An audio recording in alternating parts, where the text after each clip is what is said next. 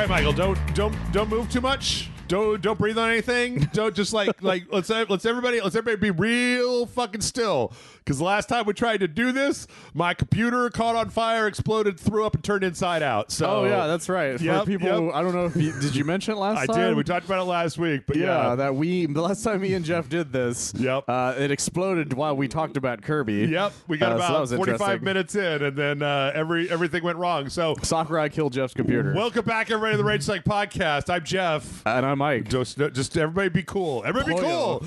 Poyo. Don't move around too. You know what? I did finally when I fixed my computer, I finally figured out which power cable went to the dumb RGB lights in my computer, and I disconnected it so I never have to. Yeah, I noticed your computer's not bright blue anymore. So like a Mega Man villain. For anybody who doesn't, who's never had one of these, it's like I bought this computer. It had RGB lights in it. I put my computer under my desk, so if the lights are on, they just shine right in my eyes when I sit on my couch. Yeah, it's very distracting. So I had to turn it off. But the only way to turn it off was with this fucking remote control. And every time I rebooted my computer, which I don't do often, I had to find the remote. Yeah. And then the battery was dying in it, so then I had to push it a bunch of times and fucking turn it off. So, yeah. Yeah, the last time he just didn't know where it was, and he was freaking the fuck out. I know. It sucks. I hate it. But that's not a problem. It's not a problem. We got a lot of news. We got a lot of stuff. We got brand new RAM. I got all kinds of good stuff. I got a new power supply, even though I didn't need it. So I'm hoping we're good. Let's give it a try. Michael, I watched an interesting horror movie last week. What'd you watch? I watched The Black Phone 2. Oh, that's right. They made a second one. Mm-hmm. And it came out I've heard interesting things about it. So, okay. I liked it. Uh-huh. I didn't, love it, but I liked it. I thought it was good. I thought it had some cool, creepy stuff. I don't want to spoil it. There's a specific other horror movie that it kind of homages to quite a bit. Here's the thing, people. Don't look up the movie at all because everybody has said it. Yeah. So it's pretty obvious what it is. The problem with that movie is that Black Phone 2 assumes that you remember everything that happened in Black Phone 1. Oh, it's one of those sequels. And I was like it's because it's the same characters years later, and they're making vague allusions to backstory that was talked about in the first movie, and so it's not I went and read the Wikipedia article and I was like, oh yeah, I remember all that. But if you've not seen Black Phone 1 and if you don't remember Black Phone 1 at all, maybe you watch that one first, because otherwise there is just a shitload in this movie that would make no fucking sense. There were some people that gave it really low scores, and I'm like, well, if you had not seen the first one, I understand that. I understand you going in there and being like, why are you saying all this stuff I know what happened, who any of these people are, who that guy is, what happened over there. Yeah. I don't know any of this. It also, the other thing that I heard that were criticisms, and again, I'm trying not to spoil the main reason, is the fact that its premise is different. Yes. Entirely. Yes. Because for people who know about the first one, I'm just going to mention what the premise was originally. Sure. Which was about a murderer who had a van, who wore a creepy mask that kidnapped kids and locked them in his house. Mm-hmm. And he kidnaps a kid recently, but there's a phone in the room. It's not connected to anything, but it keeps ringing. Yeah. And he answers it, and it's the ghosts of the other kids that he killed. And, and they're helping this kid figure out how to basically escape this murderer. Yep. And then stuff happens that I will not say because that will spoil the movie. It'll also technically spoil the second one. Yeah. And so, but the fact that he got away, so it's it's not like the phone. It's not like a Fisher Price phone that he takes with him, type of thing.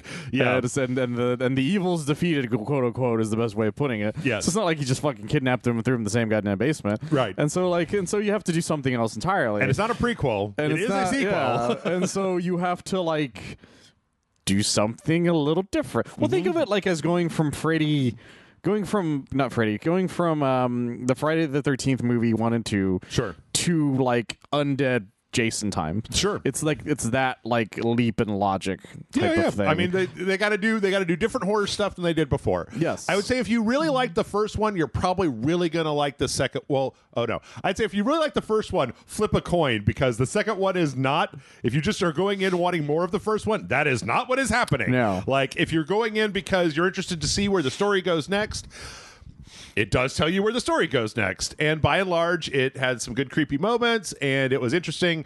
I like a movie where adults know that something fucked up is going on.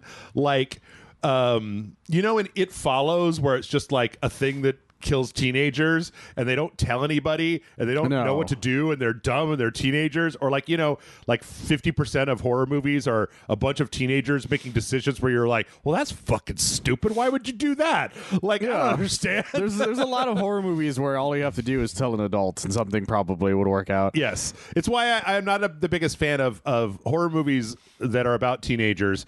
And this one had a lot of adults that knew that there was something fucked up going on and they were just like, well, I'm gonna try to help you kids with this fucked up thing that's going on. Like, look, Bart, I can't. I keep fighting all your battles for you. You look them dead in the eye and say, "Don't eat me." Yeah. So yeah, I think it was worth watching. I think I would probably, unless you're a big super fan and you're gonna want to watch it, you probably already seen it.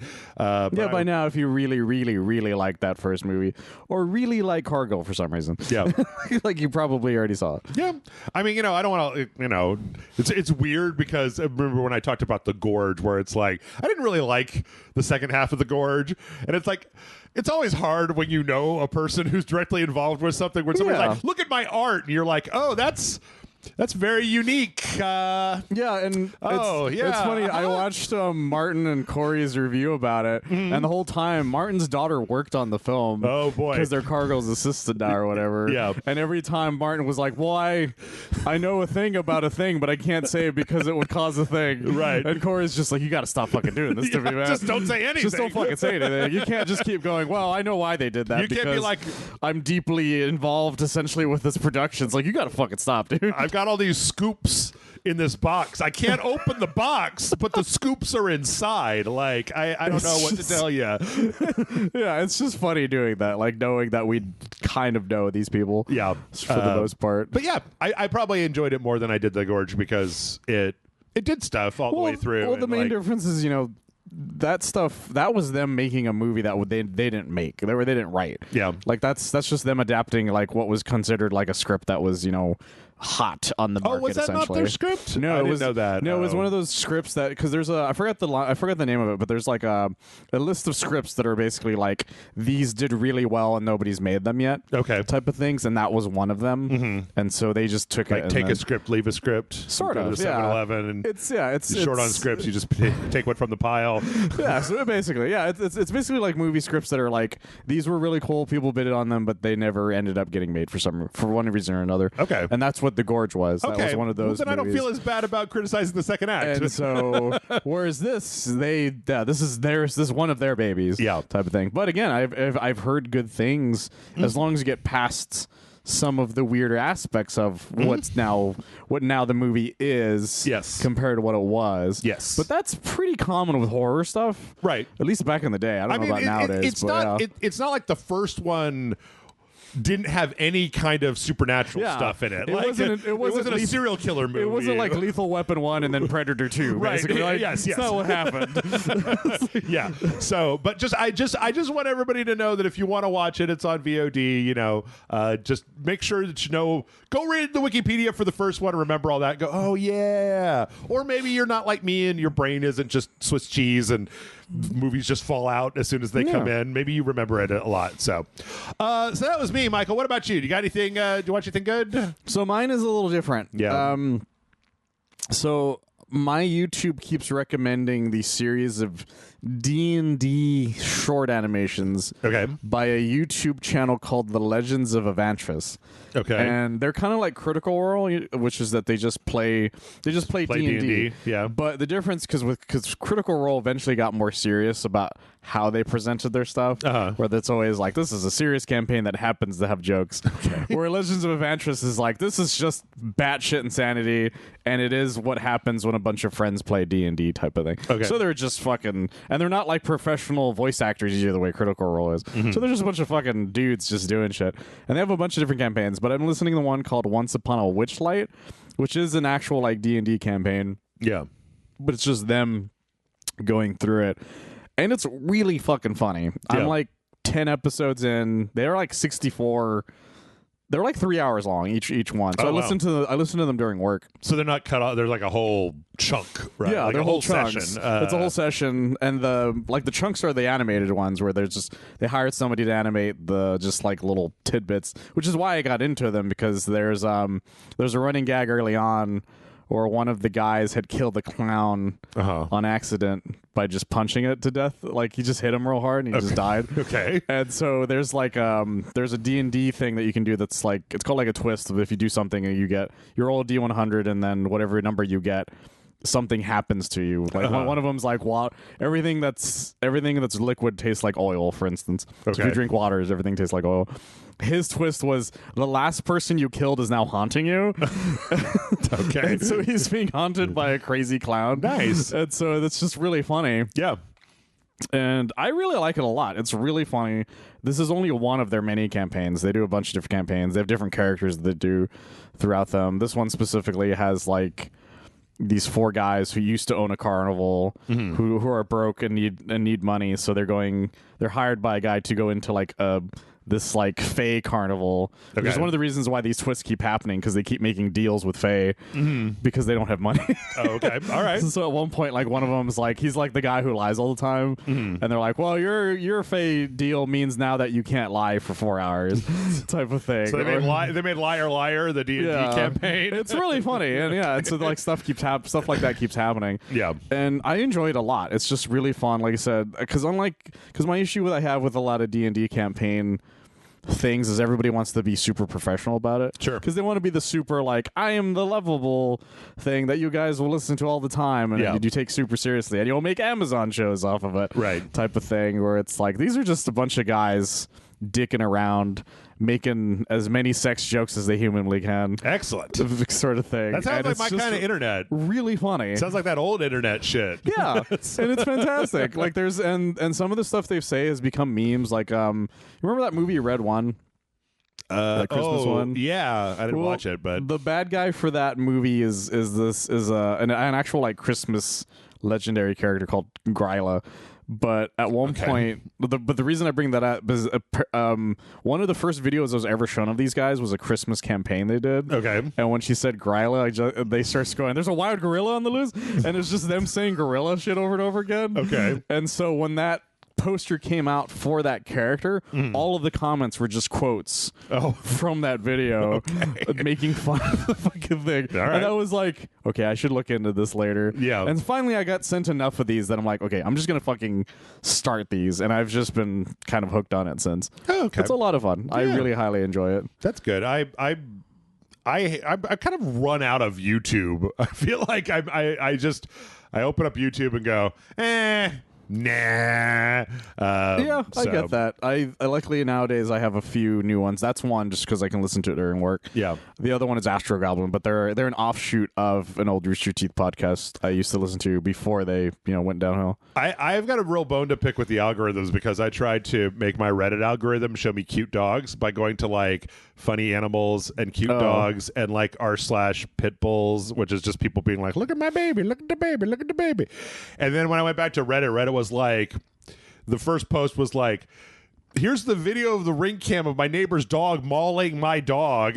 And the second one was like, my sister got her face bitten off by a pit bull. Help me sponsor legislation to get them outlawed. And that's where it started, and then it settled down to just like Michael, I don't know what to do. I don't know if the internet was a good idea. I think the internet might have been a mistake, even though that's where we are right now. Where it's just like, here's a picture of something fucked up on my dog. What should I do? And every answer is the same. Go to the vet.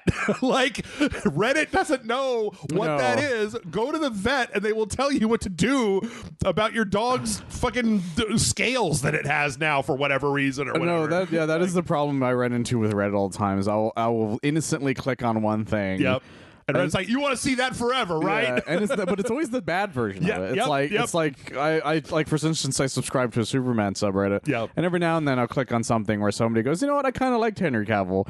And then it's like, so you like Snyder Cut shit, right? And so just keeps sending me Snyder related subreddits. Then it just says join on the corner. I'm like, no, that's not what I wanted. Yeah. Stop it. Yeah. I feel like I gotta get rid of Reddit soon. Anyway, speaking of stuff that I don't like, let's talk about the news. We are starting with a brand new trailer for Five Nights at Freddy's 2. This is the official number 2 trailer. Yeah, this is the movie, by the way, not like not a remake of the game. Yes, type of thing. Yeah, because you remember the previous one ended on a cliffhanger when it turned out that lady was the daughter of William Afton. Yeah, and also that it made a good bajillion dollars. Yes. I'll say that compared to the first one, this trailer has a lot more fucked up animatronics. Like in the first one, they were relatively like regular. Yeah, I think they're leaning into like the way some of the later games were, where the suits started deteriorating more often, but they also showed a lot of the sister location suits, which were the ones that are like, these are the super fancy like cutesy ones type of thing. So I'm curious as to like, wait, were there sister location? I don't think there were. Well, I don't know. That's the thing. The robots themselves were from the sister location. Were they? I thought that was all the ballerina ones. No, that was. Well, it was the ballerinas were. Well, the second one is like is a different location, if I remember correctly. Yeah, the second one was a different. I think it was considered. I think it was considered a sister location. I think that's the naming that some restaurants have. Oh, okay. Just in general. Okay, you weren't talking about Five Nights at Freddy's sister location. Not sister location. Okay. No, I'm talking about just the second one where that's a different. It happens to be a different Fazbear restaurant. Okay. And so those are all the newer robots that were designed to be cutesy. Yeah. That do show up in this trailer, but it also has the other one. So I'm like curious as to it's got Foxy. It's got what that means for it. It's got Balloon Boy is in there, and also there's some intimation in part of this trailer that like they're just gonna go on a rampage, like they're gonna leave the place and start. The guy's like, man, everybody in this town's going to be dead by morning. I'm like, really? Are you telling me the cops can't take down one animatronic bear, like with their guns and like machine guns and stuff? It's too robotic, Jeff. No, the thing that I'm curious about, because didn't the robots be like nice to them or some shit? In the last movie? Yes, they were like friends. With the daughter, but now they're like going on rampages. I don't know. The problem, Michael, is that like my memory of Five Nights at Freddy's is half Five Nights at Freddy's and half Willy's Wonderland, and I can't get them apart. Like That's they keep flowing into each other. I'm like, okay, Nicolas Cage was not in Five Nights at Freddy's 1. It was fucking. What's his face from the Hunger Games over there? That would be way funnier though if he showed up in this movie. Yeah. I don't know, man. This was an inevitability in the fact that this thing, the first one, just made stupid amounts of money. Yeah, like really stupid amounts of money. And this one's written by the guy, the original, Scott Cawthorn. Yeah. Which is even more interesting because I don't know who made the first. I don't know who wrote the first one. Oh, look it up. And this comes out a lot sooner than I thought. Because for some reason I thought this was next year, but it comes out the 5th of the month, so that's like a month from now. The last one was in 2023. And that was written by Scott Cawthorn, but it also had a couple of other guys, a couple other people in there. So I think this one's like straight him. I think is the way. Yeah, he was the only person listed on the Wikipedia page for it. So we'll see how that plays out this time around. Yeah, I don't know. Are people still interested, or are we done? So like, oh no, because this is now the new horror franchise or whatever. I guess they're putting them on soda cans already. and everything. So they gotta go all in, Jeff, is all I'm saying. I mean, I suppose I was never the thing I liked the most about Five Nights at Freddy's was listening to Matt Pat talk about it. Once Matt Pat stopped talking about it, I stopped listening to Matt Pat and I stopped caring about Five Nights at Freddy's. So well, I loved the original like conspiracy way of the story was being told. Yeah. But then people started bringing up time travel and shit. Yep. And then I'm like, okay, you guys lost me. No, wait, no. So fast. I'm sorry, I forgot because I'm so fucking tired today. We played the ball pit game and we liked it. We liked it. Yeah, but that's not part of like that was like an adaptation of something that was different from everything else or something. That's the problem. I don't even know what's I'm not going to say something stupid. I don't know what the canon of Five Nights at Freddy is because every time I think I got a grasp on it, something stupider happens. Yeah. And then I don't know what's happening. You gotta get your Pepe Silvia board. You gotta start tying those red strings together. Yeah, I'm still hearing people being like, "Well, the guy from the first game was actually so and so and so and so so and so," and I'm like, I don't really care anymore. Yeah, you lost me quite a bit ago. I mean, yeah. So I don't know. The fun of the original stuff was it being mysterious. Once you started trying to explain it to me, I generally stopped caring. I think that my question that is not answered by this trailer is on December 5th when they put this dumb shit in the theater. Are they also going to put it immediately on Peacock where I can watch it from my house? Because I'm not going to a movie theater to watch fucking Five Nights at Freddy's. Like, you don't want to be there while people are yelling 6-7. Nope. In the theater. Nope. I mean, the first one, like that was they put it out in both simultaneously, right? Yeah, they did. Yeah. Which was why I was very surprised that it made so much money because I was like, why don't you guys just get a month of Peacock and watch it at home? Do you not have giant TVs with OLEDs and HDRs and like? I think it was sound one bars. Of the last movies that did that, and I think it was purely because they didn't think it was going to do well to begin with. Yeah, and they sure got shown. Yep. Well, I guess now now we'll find out whether it's got the power to bring people back. Let's see. Speaking of things that make a gajillion monies, yes, that's what my brain was like. Gajillion dollars. We got some Grand Theft Auto 6 news, starting with right before we started recording, GTA 6 is delayed. Yeah, this was literally 20 minutes before I left. Yep. I sent this to Jeff. That GTA 6. It was going to come out May of next year, and now it's going to come out November of next year. Meaning everyone who was happy that it was moved is now panicking again. Oh yeah, because it's back in the fucking the fall winter danger zone. Yeah. Yeah. So a bunch of people who moved their dates are like, God fucking damn it. Yeah. Yeah. I mean, I don't know. The thing is that it seems like a weird thing to announce now.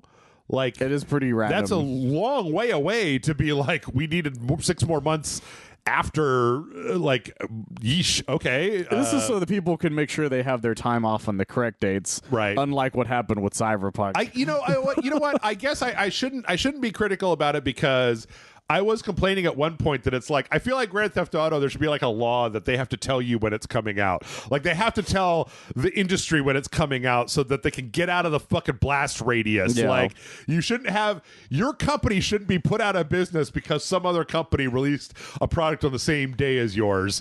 But I don't know. Tell that to Battleborn, I guess. Well, I also can't stop thinking about that day off thing because I don't know if you remember that when Cyberpunk 2077 was delayed and everybody wanted to riot. Yeah, I was talking to somebody we know, and their boss had taken that weekend off. Oh. Before it got delayed. Yeah. They were like, God damn it. Yeah. I'm not getting those hours back. That's why you don't take it off in advance. You just call in sick the day after. Yeah. That's right, Jeff. Yeah. Metal Gear Solid 3. Yep. I did that. All right. Let's see. We also got a little bit of a strange controversy because Grand Theft Auto, or the Rockstar North in the UK, fired like 30 or 40 people. Yeah, I heard about the reasoning they came up with now. Yeah, and so okay, so we started with that. A bunch of people got let go, and the reason given was because they were so they got let go. The people that got let go said, we got let go because we were talking about joining a union and they were union busting. And Rockstar was like, no, this wasn't about union busting.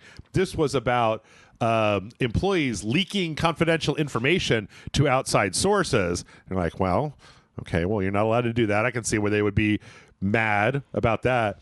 And then there came the third story that was like that confidential information was like details about what they did at their job that they were talking to union people about. Oh, God. So just a loop of fuckery. Right. So, and I don't know, Michael, after the last year, like, I'll be honest, I'm going to be really, really upfront. I'm not inclined to grant any grace anymore to video game companies. No, like, after what happened with the Subnautica people. I mean, take your pick, Microsoft, like, Yeah. you know, any company out there, like, everybody's been cutting people. So the idea, I don't know. I guess it's a little grosser from here because you know that GTA 6 is like Grand Theft Auto in general is a cash cow. So it's not like they didn't have the fucking like, oh man, our budget's really tight this quarter. We got to cut a bunch of people. Yeah. It's really fucking weird. Like, it's like every new day there's a new company doing something and then going, well, no, that's not why we did it. We did it because of they're being dicks about something. Right. And they're like, no, they're the dicks. And then I'm just like, look, guys, I'm tired of this. Yep. You sort this out amongst each other. I think a lot of the internet... But I'm more on the side of the people who are not the company. Yes. Overall. Absolutely. But I'm kind of sick of it. No, I get it. I think that a lot of the internet shares your frustration because Rockstar was like, well, we fired them because they were leaking information. And the internet was like, well, then show us what information they're leaking. What information got leaked? If they were leaking information, where's the news story that is the leak that they, like... What are you talking about? This is Grand Theft Auto 6, not fucking, like, you know, Hentai Booby Ninjas 3 on Steam. If there was a leak of information about Grand Theft Auto 6, I would have read it. Yeah. Like, if it turns out this giant group of people are behind what happened when that huge, like, beta alpha leaked 2021, or something, yeah, then sure, I guess. Yes. That's a huge leak. Yep. This is them going, well, I make the game. Right. And that's what they got fucking fired for, according to what's happening. So this is pretty fucked. Yep. I do appreciate, though, that I don't know if you saw this, but then, like, the next day, they all went back to the Edinburgh office with signs and just protested out in front. Oh, my God. They were just like, hey, fuck you guys. I hate you. Because, you know, they could. That's so funny. So, yeah. I don't know. Be honest, I think that 2K as a company has a track record of doing dickbag things. So if you tell me that they've done a thing and like, we did this because of a good reason, I'm like, doubt. I hit the X button and doubt that shit. No, like, they've never done anything out of the goodness of their heart. Yeah. That made sense. Yep. Hell, the only reason Duke Nukem Forever came out was because they're like, we need the money. Right. You said that you were going to give us the money. We need the money. Where's the money? Yep. Kind of a thing. It's like, that's what happened. Yep. Like, nothing they've ever done was because, like, well, we figured the gamers were owed type of thing. We're just trying to do some cool stuff for cool people. They're clearly insane people. Yeah. Speaking of gigantic protests or discontent, maybe, Fortnite introduced sidekicks this week. This has been rumored and I think in beta for a long time. Yeah, it's been rumored for like a year. In fact, when the Superman season happened, people thought crypto was going to be like one of the first sidekicks you could have. And then it just never happened. So these are little pets, basically, that follow you around. They're invisible to other players. Other players cannot grief your dog in Fortnite. Yeah. Or like find you because your dog's hanging out with you type of thing. So there's a bit of a controversy, though, in that apparently when you create them, you lock in like some specific choices about like what they look like and certain attributes, and then that's done. And then like, if you want to change that, you got to buy another one for money. There's like clothing and outfits and customization that you could put on them, but like if you want to change the basic kind of structure of your pet, you got to buy another one. You got to get a different one because each one, like once it's finalized, it's like done. And I kind of understand that a little bit. Except if it wasn't for the company that made their money on selling you dumb skins that completely transform you into Pickle Rick and Goku and like the Homer Simpson, right? So the idea that your dog can wear like a Homer Simpson costume, but you can't buy a full-on skin, like, I get that. I get that. It's really annoying. Also, I don't even think any of the actual buyable sidekicks are out at the moment. No, they're not. So even if you customize the banana one, I don't know how you're supposed to buy him again. Yeah. Type of thing. I've never looked into that so far, because the banana one's the only one that's out because it's currently part of the current mini seasons battle pass. Yeah. But one of the customization options is further down. Yeah. So because it didn't There's look one like of it the was creation options. Yeah, it didn't look like it was a skin, like an outfit thing on. So it's like, why would you bother editing that if that's the case, type of thing. And I don't think these things are going to be cheap either. Yeah, they never are. Like I bet you like each dog or each sidekick is going to be like fucking $20 or some shit. Like, maybe. There's no way it's not going to be. Well, I mean, given that it seems like a base, right? The thing you're going to buy other stuff for, I can see that.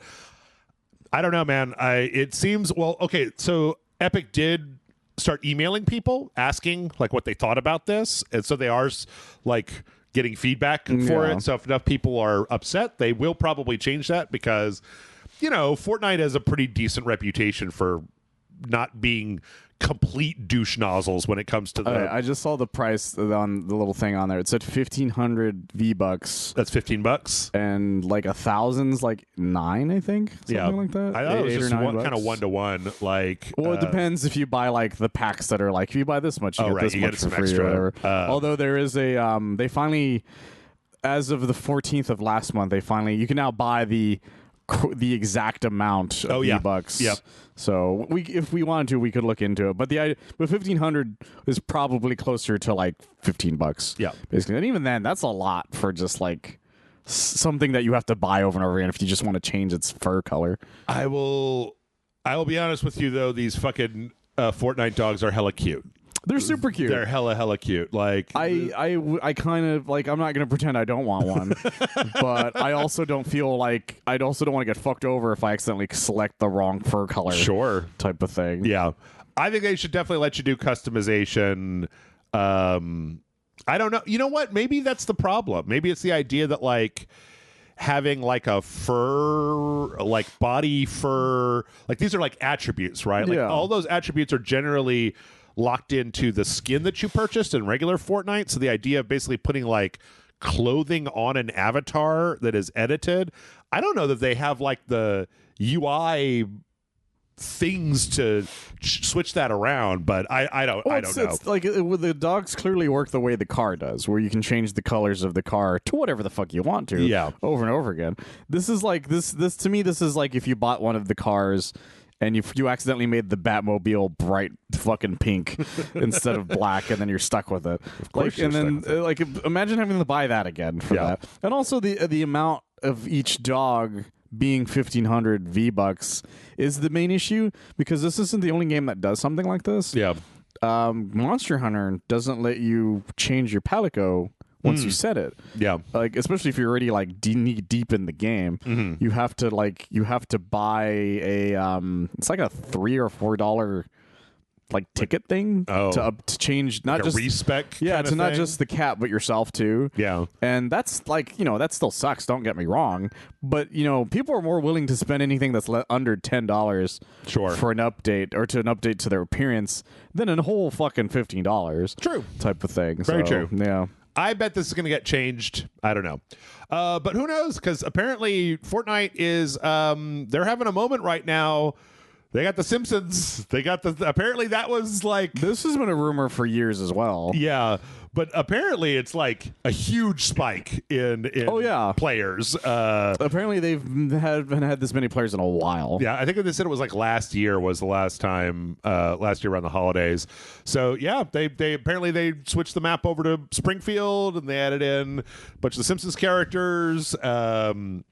They got Bart and Lisa in the mech suits. Yeah, because you can't have short characters. Yeah, so you have to have it set up that way. Yeah.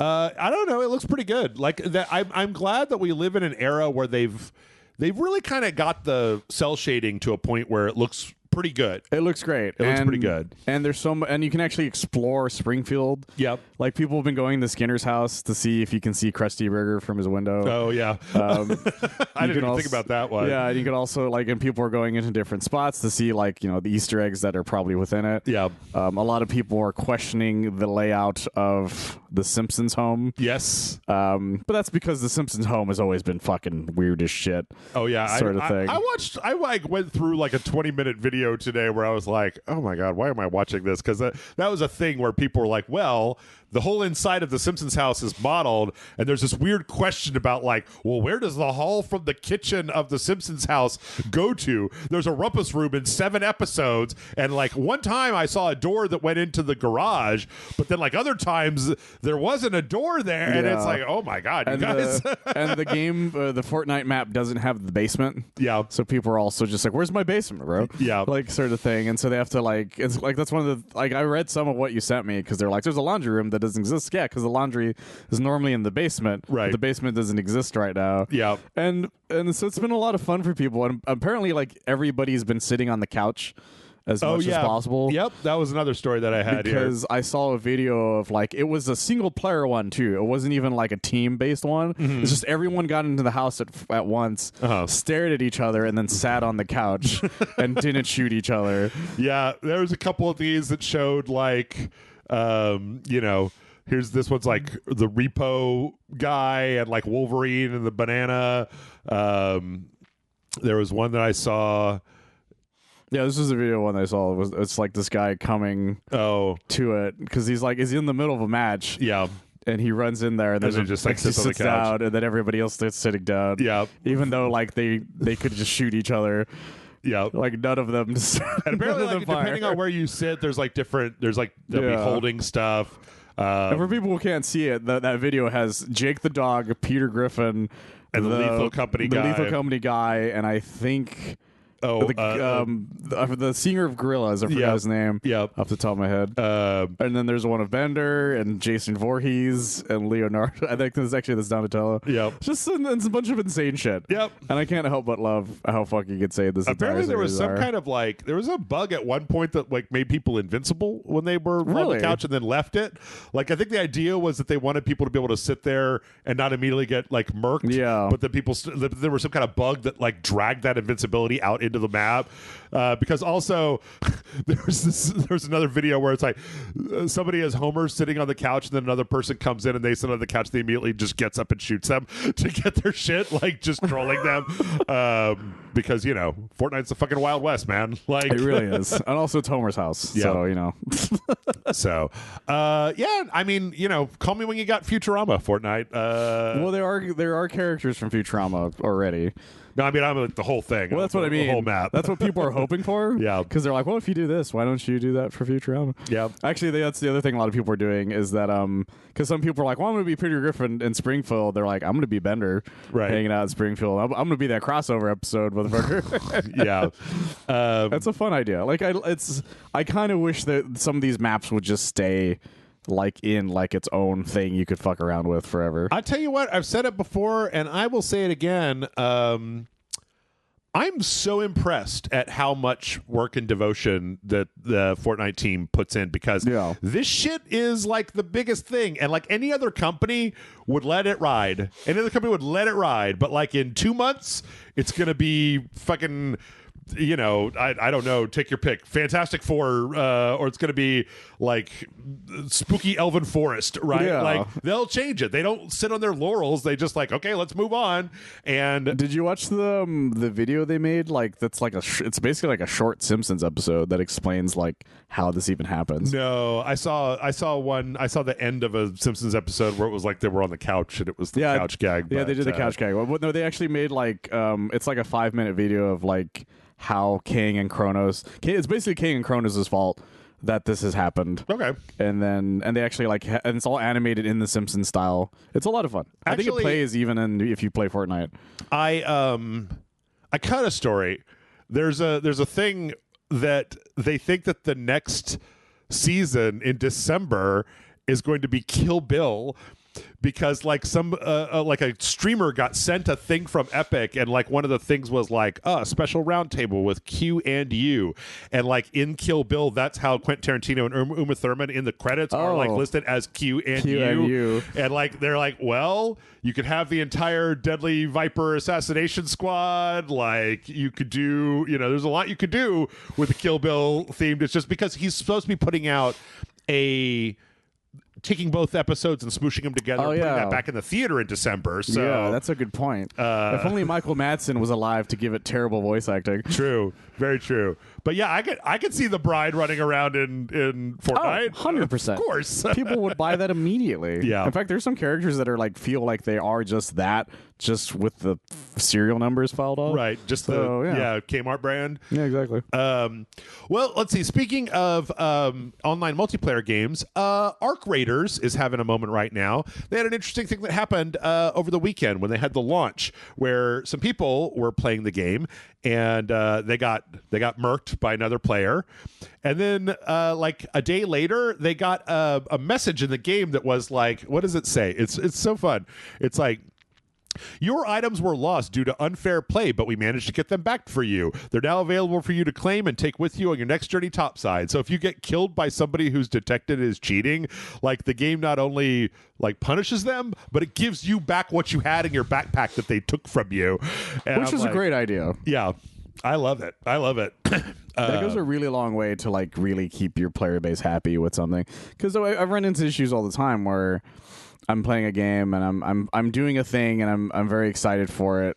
Like Fortnite was a good example that like I'll be playing a Fortnite match and I'm trying to do one of the quests or whatever. This was back when you had to do quests to unlock skins. Right. I'm like, well, I just need to kill one more thing and I can get the thing I need. Yeah. And then some random fucking invincible motherfucker is floating in the sky, zapping people by staring at them, and you're like, well, what the fuck, dude? Yeah. Like, what am I supposed to do with that? Yep. Yeah. We also had the story from Arc Raiders where they were asked about skins. They said about like whether they're going to go in the Fortnite Call of Duty direction of having like celebrity skins and goofy skins and stuff like Nicki that. Minaj arc rating. Yep. And they said, no, we want to keep it like all in line with our overall art style. We don't want anything that clashes.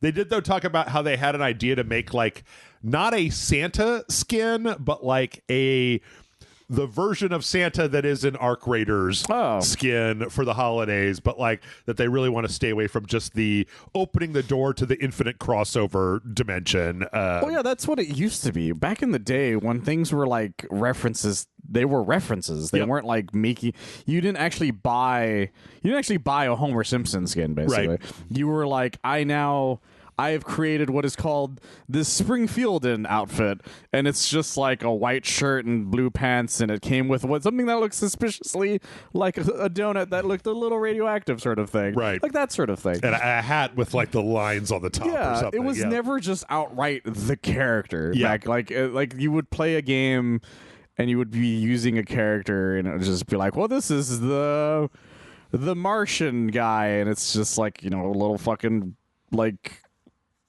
thing that looked that sort of maybe resembled something involving John Carter or something. Yeah. Like something like that. That's kind of what I miss about people being creative with their references instead of just outright paying for the thing. Plus, I don't think it would make sense in Arc Raiders because we played that and it was like, I don't think like having like a bright weird skin would be good. No. Like or interesting. Yeah, so. you would need to. You don't want to stand out. Like it's a game that's not designed to be like, I want to be the standout guy. Yeah, I want to be walking around dressed like Mr. Fantastic and being like, isn't it fun that I'm Mr. Fantastic? So, yeah, but 12 other people are going to be like, that guy has money, so if we shoot him, he probably has some nice shit, sort of thing. Absolutely. Well, and then like speaking of Battlefield, we got the answer to an interesting question about Battlefield. Somebody online, so there's been a big controversy in Battlefield 6 where the maps are supposed to be smaller, like they feel smaller, and people want bigger maps. In fact, people were really upset when RageSelect launched because they wanted the Battle Royale map as a conquest map because it was huge and it would be great for vehicles and stuff. Well, somebody on Reddit, fucking because of course they did the crazy work of like mapping the size of maps from different Battlefield games. Like here's Battlefield 3, here's Hardline, here's 2042, Battlefield 4, and Battlefield 1. And yeah, they're all small. They're mostly smaller. Like, yeah, wow. They're way smaller. Even the biggest one is like, the biggest one from Battlefield 6 is like a little bigger than the smaller maps from other games. Yeah. But by no means is there anything that's the size of some of these, you know, some of these titanic maps from the previous games. Yeah, and Hardline used to be considered some of the smaller maps for some of these. And even these are about the same size as Battlefield 6. That's fucking weird. Yeah. But we should have expected that the internet would be on this. Yeah. But and I think the devs probably should have expected that too. Well, I mean, I have to wonder whether they overcorrected from 2042, where 2042 had these giant maps that had all these problems in them. So it's like, if we have a smaller map, we can make sure that this shit is tight and it works. I was about to say that, actually. I was about to say that Battlefield 2042 was so utterly fucking broken that they're like, well, maybe we should we'll pull back a little bit. Yeah. And then once we know everything works, maybe we'll make big maps again. And in my opinion, it was a good idea. The problem is this. If you guys aren't careful and you don't have some bigger maps or something that will like keep them satisfied for a bit, they're gonna end up like Halo Infinite's multiplayer, where they're like, well, here's the maps. It's like, cool, you got any more? You got anything else? It's like, oh, they rotate. It's like, that's not what we asked you. Yep. $20 skin? No, that's not what we asked you. Yep. I don't know. So like, I think that they've been pretty decent so far at responding, and I guess we'll just wrap up with that story. I talked about this last week. I don't know if you have run across this, Michael, but RageSelect, which is the Battle Royale version of Battlefield 6, launched for free last week. Yeah. And it was downloaded. And the thing is that the main way to get XP in both the Battlefield 6 multiplayer and in RageSelect is to do daily challenges. Oh, it's one of those. But what was happening was that people who were playing Battlefield 6 were getting RageSelect challenges. And RageSelect people were getting Battlefield 6 challenges. So for one, it was like, no, I bought a $60 game. I don't want to play the free Battle Royale. And the Battle Royale people were like, I got this because it was free. Yeah. I don't want to play that other game. I don't need to. I shouldn't have to do that. And so their solution was at first where they were like, well, you have rerolls. You have like a daily number of rerolls. But then what would happen is like it was completely random. Yeah. So you'd reroll and then you'd get the same bullshit over again. They've now weighted it so that like it mostly just is in your whatever you're playing at that moment. Yeah. I don't think that I don't think that it's entirely in your thing, because I mean, let's be honest, guys, they want you to go play between the two of them. If you're playing RageSelect, they want you to buy Battlefield 6. If you're playing Battlefield 6, they want you to go engage with the free-to-play battle pass of RageSelect. Also, there's plenty of people that are doing both and are perfectly fine with it. Yes. Sort of thing. So it's like, if you do that, you also kind of alienate them a little bit too. Yes. So it's tricky. I appreciate them trying to alleviate it. Yeah. But it is really funny that can still happen. Absolutely. Absolutely. And with that, we're going to go ahead and take a break. When we come back, we still got a lot more news left to go. Probably have to pick up the pace in part 2. No. But then we always do. So stick around, and we'll see you in just a minute.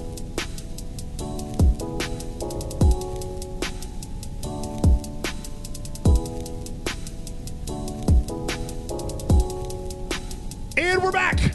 And before we left, we were talking about Battlefield 6 with this interesting story.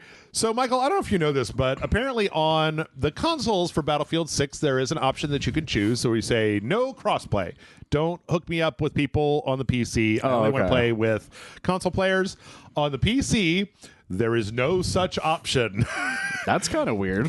So last week, somebody in the Steam forums, the Steam forums for Battlefield 6 went in, and they were like, hey, did you know that if you go to like this INI file and put in this thing that's like crossplay enabled equals like no, that it will turn off crossplay for the PC, and you will only be playing with PC people.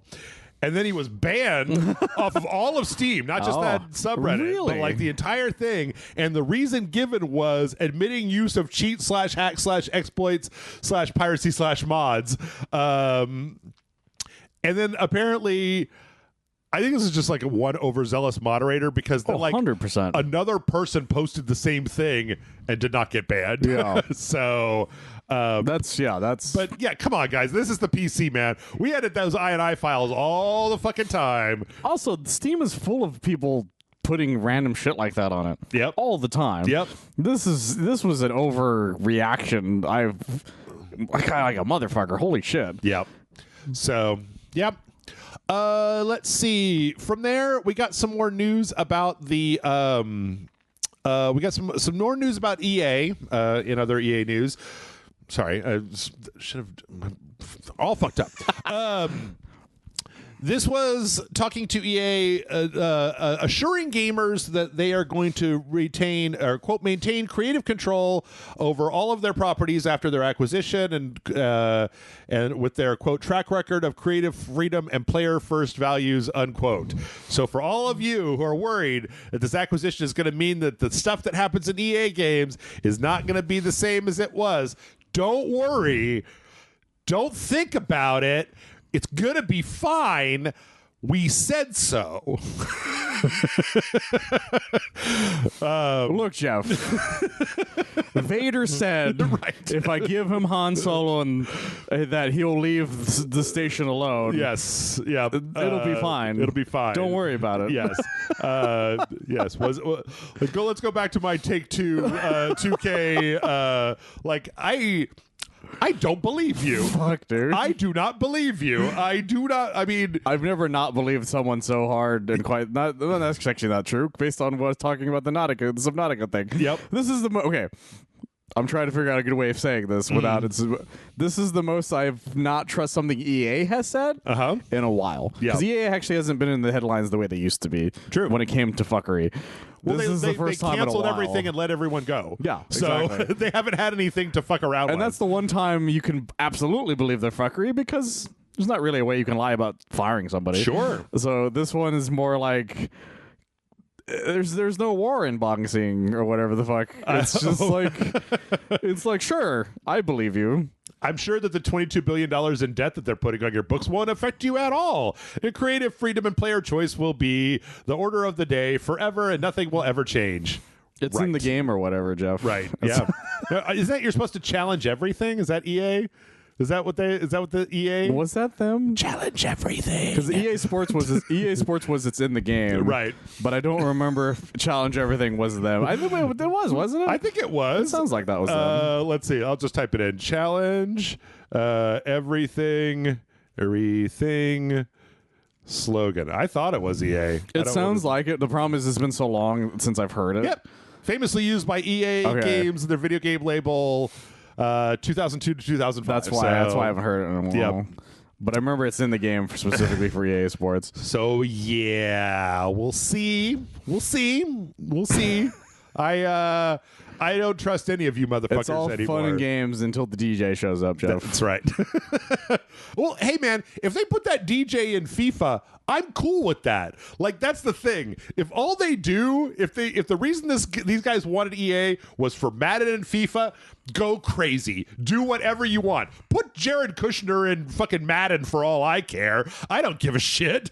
But like, once you start fucking around with the ones that I do like, then I'm like, not so much. That's really the main issue. Yep. There's gonna be a secret Iron Man level where you have to help the Saudis. Let's see. In other corporate news, this was an interesting one. There's a pair of really interesting stories here, Michael. So, you know how Nintendo has that copyright for throwing a ball at a thing and catching it, the one that they're using to sue Power World? Yeah. The Japanese patent office has rejected one of these patents that was related to that. One of them was like flying a thing, right? It was like riding a monster. But the one about like throwing a thing that affects a thing on the screen, apparently they came out and they were like, well, Ark has a system where you throw projectiles at a monster and it makes it do something. Monster Hunter has a thing where you throw a thing at a monster and it does something. And there's also a game called Craftopia where you literally catch monsters by throwing a thing at a monster and then catching it. You can't patent this after those things existed. Like, if that's a common thing, you can't lock it up after it's been in general use in public. It's the main reason why this whole patent thing has been such bullshit. It's like everybody's been doing it. Yes.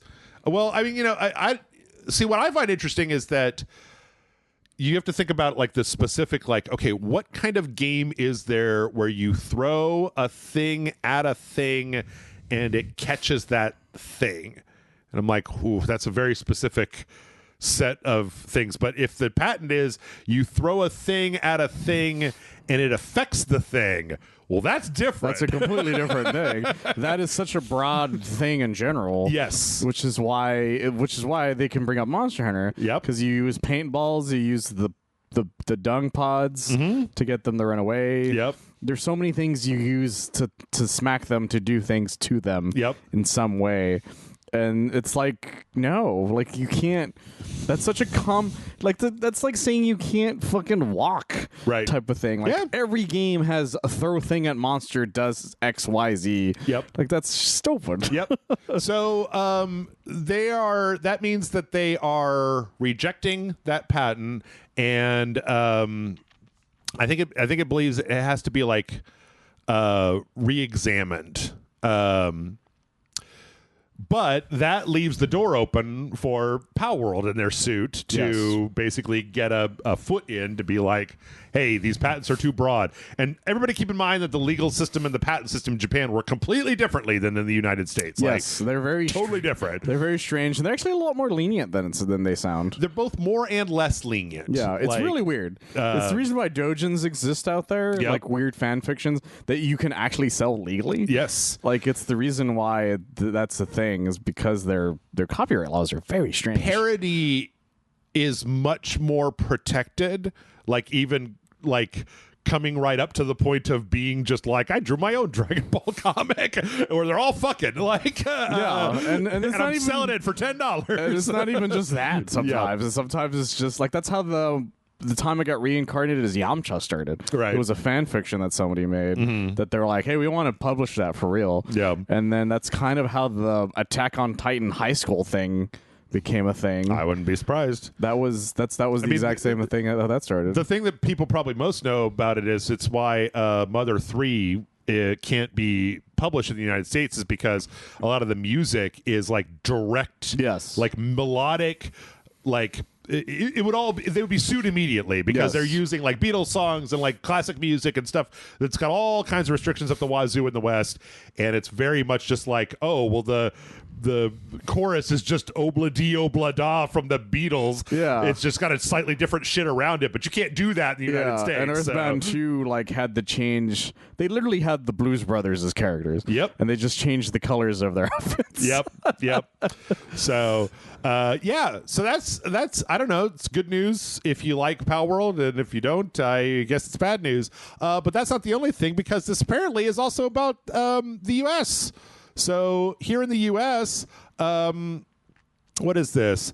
John A. Squires, director of the United States Patent and Trademark Office, has basically like kicked 2 of these patents back for additional consideration, like, which is not a thing I knew was a thing. I didn't know that was possible. Like if the trademark office approves a thing and then the director looks at it and is like, now wait a minute, hold on, they can literally just go like, you got to take a second look at this, you got to take a closer look at this.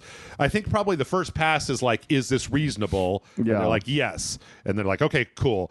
But then this guy like probably just spends all day looking at patent applications and is like, no, you guys don't do more on that one. You got to take a second look at it. So my favorite thing about this is that knowing how the current administration is, this might be a borderline racist tactic. It could be. It could very well be the reason. But it's really funny that's why that is happening. Yep. Because it's a broken clock is right at least twice a day. Yes. Type of thing. So I'm like, you know what? There might be something weird about this, but this is the actual right thing to do in this case. Okay, so here's a conspiracy. Let's do a little bit of Reddit conspiracy crafting. So remember when Microsoft was going to buy Activision? And you remember how the United States, like the people in court, were just saying Sony things in the court, right? Yes. They were just using Sony's arguments. Like somebody had just had a tape recorder of a guy from Sony like complaining about this. Well, Sony owns a big chunk of Palworld, and Palworld's like licensing and distribution, not distribution, like merchandising and audio. I think there's like some kind of musical thing to them. Yeah. Is it possible that like they told the people at Sony America, and the people at Sony America were like, what was the name of that person that we were telling them what to say in court? And they were like, hey, who runs the patent office? And they just gave them their phone number, and they were like, hey, you can't just patent I throw stuff at stuff. Come on, man, that's not cool. And then they did it. That would be funny if that was the case, but I think it's simpler than that. You think it's just like good old fashioned? Yeah, I think screw those guys. I think somebody walked up to somebody in the Trump administration and was like, "Hey, I heard the Japanese are bullying us." Yeah, yeah. And they're like they're the jerks. maybe. There's also a weird domino effect where like if Sorry, I yelled into the mic on that one.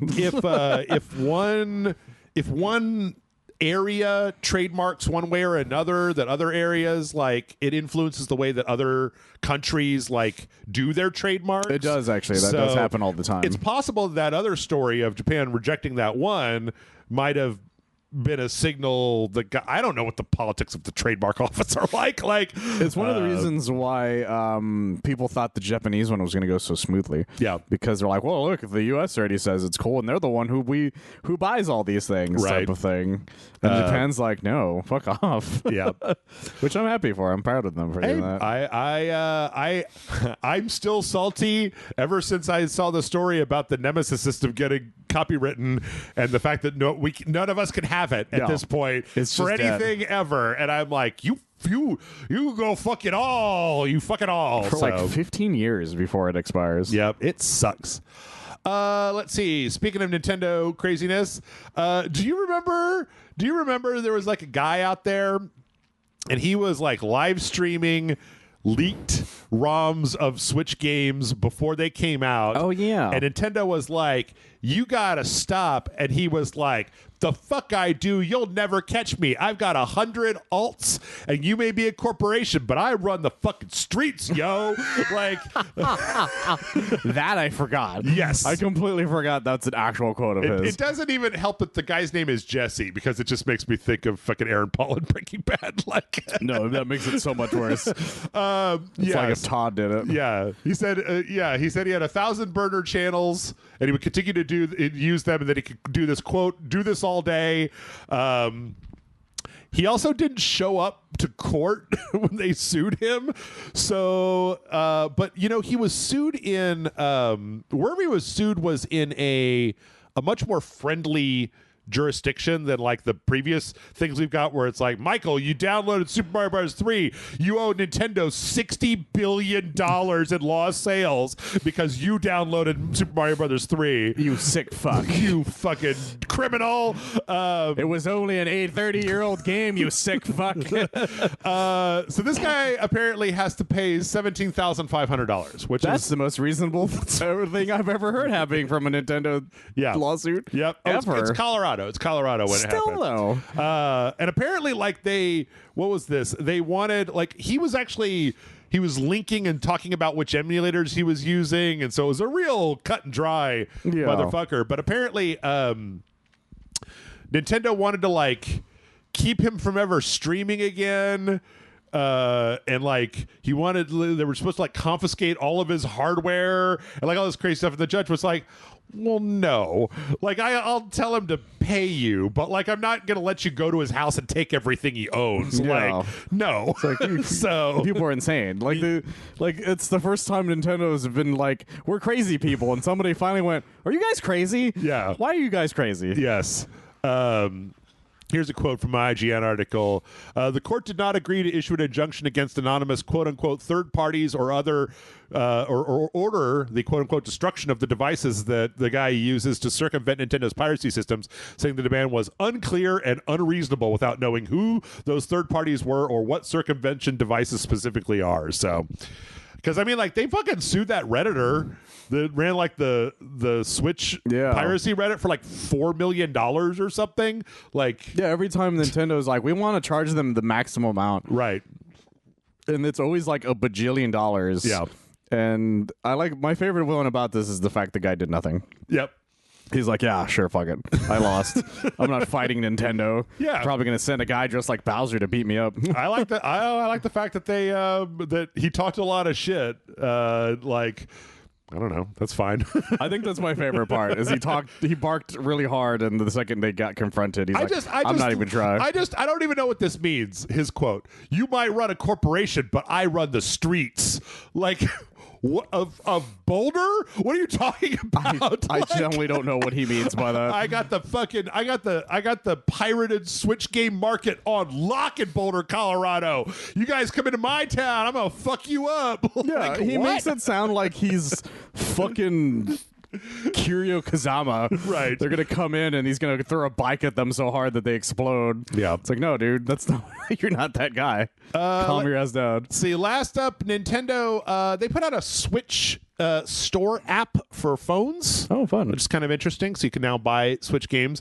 But what people have been discovering is that if you log in with your Nintendo Online account, this app shows that Nintendo has been keeping track of how much you played what game since the 3DS era. Really? Like 3DS. Because that was the first time you had an account, was the 3DS. Yeah, before that it was like it was if your DS broke, you were like, fucked. You just got to buy all that over again or send it to Nintendo for them to work with. They can hopefully get that shit back for you. But yeah, so people are horrified to find their Wii U play times for like Smash Brothers or like I kind of appreciate that, to be honest. Pokemon on the 3DS. So I was like, oh, you look like you didn't have a life for a while there, friend. Yeah. But then it goes all the way up to current stuff. I think it said that it stopped the Wii U and the 3DS stops at 2020 because that's when they shut it all down. Yeah. So that's kind of fun, actually. Yeah. A little creepy, but fun. Yeah.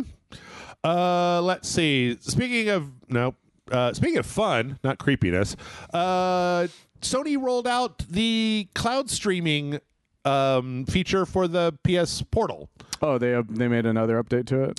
Well, no, it was in beta before, so it's now been like... Oh, this is the completed version. Full release for the general public. So, yeah, instead of having to stream the games from your system, you can now stream them directly. And it's like a selection of games. It's not all of them, but... I hope it fucking fixed the Wi-Fi issues with that Portal that I've had lately. Yeah. It's been a pain in the ass. I kind of stopped using mine because I was having problems with it. I also spend so much time in the room that has my fucking PS5 in it. So yeah, because what was happening was when they did the beta update, all of a sudden, if my PS5 was wired, it wouldn't connect to it no matter what. Yeah, it had to be set to Wi-Fi for me to connect to it, and it made no fucking sense.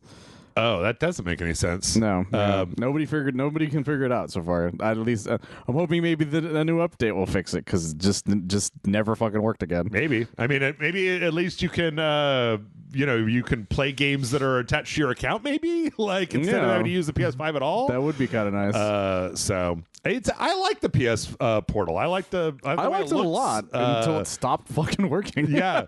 The only problem I had with it was that it didn't work very well. Yeah. So it was weird because when I first bought it, it worked great. Exactly. And then like as the time went on, it was just like, why does this not do what? How are you going backwards? Yeah. Every new update broke it further, and I'm like, what the fuck, guys? Yeah. I like this thing. Yeah.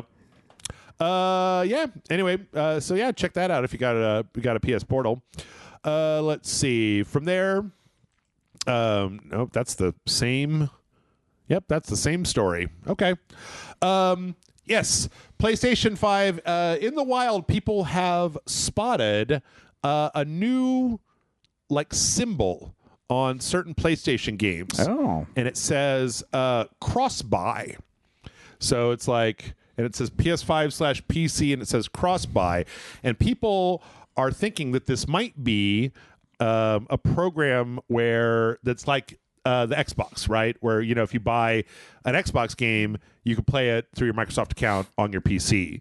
It would make a lot of sense. For people who don't know, this type of symbol is already used for dual buying a PS5, PS4 version of a game. Oh, it is, because on the store, if you go to the PlayStation store, you'll see a thing that says PS5, and then it's got the same sort of slash, but it says PS4 on the other end. Oh, so this part, not the cross-buy part, not the cross-buy part, but the part where it says PS5 slash, and then PC. And what that means usually is like this, like it happens mostly for DLC stuff. Yeah, in some games, not all games, but some games will show it to be like, if you buy this, you'll also get the PS4 version. Right. Which is why when you get to the download screen, it'll say download PS5 version. Yeah. Because that's them of like being like, well, we want you to have both. Yeah. Essentially. And so I'm hoping if that is the exact symbol, that's exactly what that means. Yeah. And I'm hoping that they don't like fuck around with it, because that would be a great idea. I don't know. It's weird. I wonder if Sony needs that. I mean, because it would probably only be on. I mean, the question is like first-party Sony games. It's like a year after they get bought, where so far they've waited at least a year for most of the first-party stuff to put it out on the PC. I can't imagine for third-party games that would be an option, because the third parties would have to agree to it. Well, that's the thing, is I don't see a third party doing it. Like I said, there's some games that just don't do that as an option. Like for instance, when I bought Ninja Turtles Shredder's Revenge, I bought the PS4 version, but it didn't give me the PS5 version. Sure. Or vice versa. Yeah. Type of thing. And so, but if you buy like the PS4, the PS5 version of like, I forgot which game it was, but I remember doing, like, it was Gex, the Gex collection. It gave me both versions. Yeah. Sort of thing. So I think it's really up to the whoever the publisher is overall. Maybe. I don't know. I think one reason to do it is that it might inflate what your sales figures look like, because you technically would be selling kind of two copies, same quote unquote, SKU, sort of thing. Oh, so yeah, okay. That might help, like, make you look nicer. I don't know. Yeah, that's the only other reason I would consider doing something like that. I don't know. It's weird because it's like, well, does that mean that like Wolverine's going to be available on the PS5 and PC on launch, or does that mean if I buy the PS5 version of Wolverine, that when the PC version comes out, I can play that because it has a cross-buy sticker on it, or like? That's a very good question. That's the reason why it's very strange. But yeah. I feel like if this is an option, it'll be a nice incentive for PC gamers to buy more Sony games. Sure. Because they can also find themselves being like, well, you know, if I log into a PS5, that means I just have it. Right. And I don't, and it makes them maybe consider getting a console. The only other thing that came to mind when I was reading this story is that they might do this because, okay, that's a PlayStation Store, right? So if you buy it on the PlayStation Store and it has cross play on the PC, it's not going to be Steam. You're going to have to install a PlayStation app and log into your PlayStation account. And you know they really want people to do that. They are so horny to get you to log into your PlayStation account on your PC. And that would be a great way to do it. And that would be an incentive. And that would actually be, unlike the Helldivers thing, that would be a legit incentive, right? Yes. Like, if I can do that, that makes it worth. Well, I never really cared all that much, but like that would make it worth it to me. So no, yeah, I didn't care all that much either. But PC gamers are very, very set in their ways, to the point where even though Epic consistently gives people free games all the time, there's a lot of people just never do it. I've forgotten. For me, it's just like, well, I don't open that app. That app doesn't have anything that I want in it. So, well, like I said, it's the main reason why people are so set in their ways. Yeah. Like, I don't see this working out the way they think it will, but I think it would be a great idea. Yeah, maybe. I mean, if it doesn't work, it's just like, no harm, no foul. Yeah. Let's see. Speaking of harms and fouls, some people, this is not like a full-on news story. This is just like a report. Some people online have said that they've managed to convince Sony to give them refunds for that Mortal Kombat collection, which is kind of amazing because Sony does not like to give you your fucking money back no matter what. Like, and we just did this for Patreon, and I explained to Jeff the number of issues people are having with the game. Yep. And we ran into some of them, but not as many as I've heard. But that's because a lot of them are also related to online. It was hard to tell whether it was user error or whether it was like a problem with the actual controllers. Apparently there was an update though on the day one to reduce it, and I'm like, oh, that was reduced. Yeah, because I could feel it when we were playing it, because I would try to do the slide for Sub-Zero and it wouldn't do it right away. Yeah, and I'm like, there's something off about this. Yeah, but once you get into the fight, you kind of just stop thinking about it. But I know, we weren't fighting competitively. That's true. We're just dicking around. Yeah. But imagine a competitive motherfucker. No. That dude's going to be like, this is unfucking acceptable. Sure. So, yeah. Apparently, though, this isn't just a Sony thing. There's been some comments online from both Nintendo and Xbox players being like, this is a defective product. You give me my money back. And they're like, okay. Because, you can't just sell people something that doesn't work. Yeah. Like, no matter what. I mean, I know this is America, but still, fucking, like, come on. And this is something people were really looking forward to. Yeah, I was. I'm actually very annoyed that when we were playing it, I didn't realize how little some of the versions we didn't get was. Like Mortal Kombat 4... Like, the fact that we didn't get the Dreamcast one at all, which is the one that has the extra characters in it, is very strange to me. Like, I feel like if you're going to do this, you should have gone all the way. Probably it probably had more to do with emulation than anything else. Like that, it's easier to emulate the platforms that were on there than it is the Dreamcast. I don't know. I mean, yeah, like it's always my issue when a collection comes out and they just don't come out with the one that has the extra stuff. Because I'm not going to say Mortal Kombat's the only one that's done it. The Street Fighter collections have done that as well. Every time they come out with a new version, Alpha 3, you're like, so you're going to have the one that has all the characters, right? Like, no, it's the one just before that. It's like, fuck you guys. Yeah. Let's see. Shift Up, the developer for Stellar Blade. Okay, so I heard about this. It's the most insane thing I've ever heard. Oh boy, I know all about this. So, okay. They got us a victory. Nikkei, which is a Korean gacha game, came out with a 10th anniversary art. Wait, or was it 10th? It might have just been unanniversary art. 3rd anniversary. Sorry.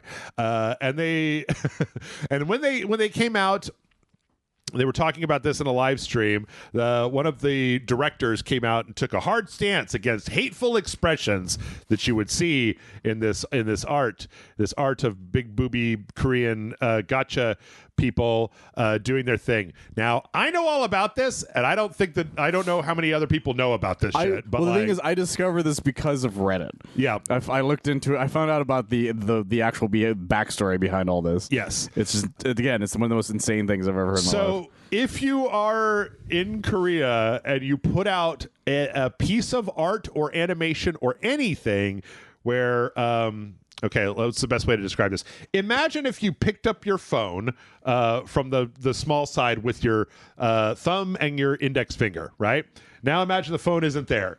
Or remember it's like a pinching motion. Kids in the hall where you're crushing your head. They're crushing your head like that. Yeah. Okay, that symbol on a hand is considered hate speech by a bunch of dudes in Korea because it's supposed to be like your tiny penis. You have a tiny penis. Your tiny penis. You have the tiniest little dong. The thing is that a lot of times you get hand gestures that kind of look like that. And they're like, I can't believe they're sneaking this misogynist imagery into the things. Okay. For this thing, yeah, we're looking at the art right now. There's this lady. Okay, this lady in the front, whatever, her hand, she's got like kind of a weird claw, and it's like, whatever.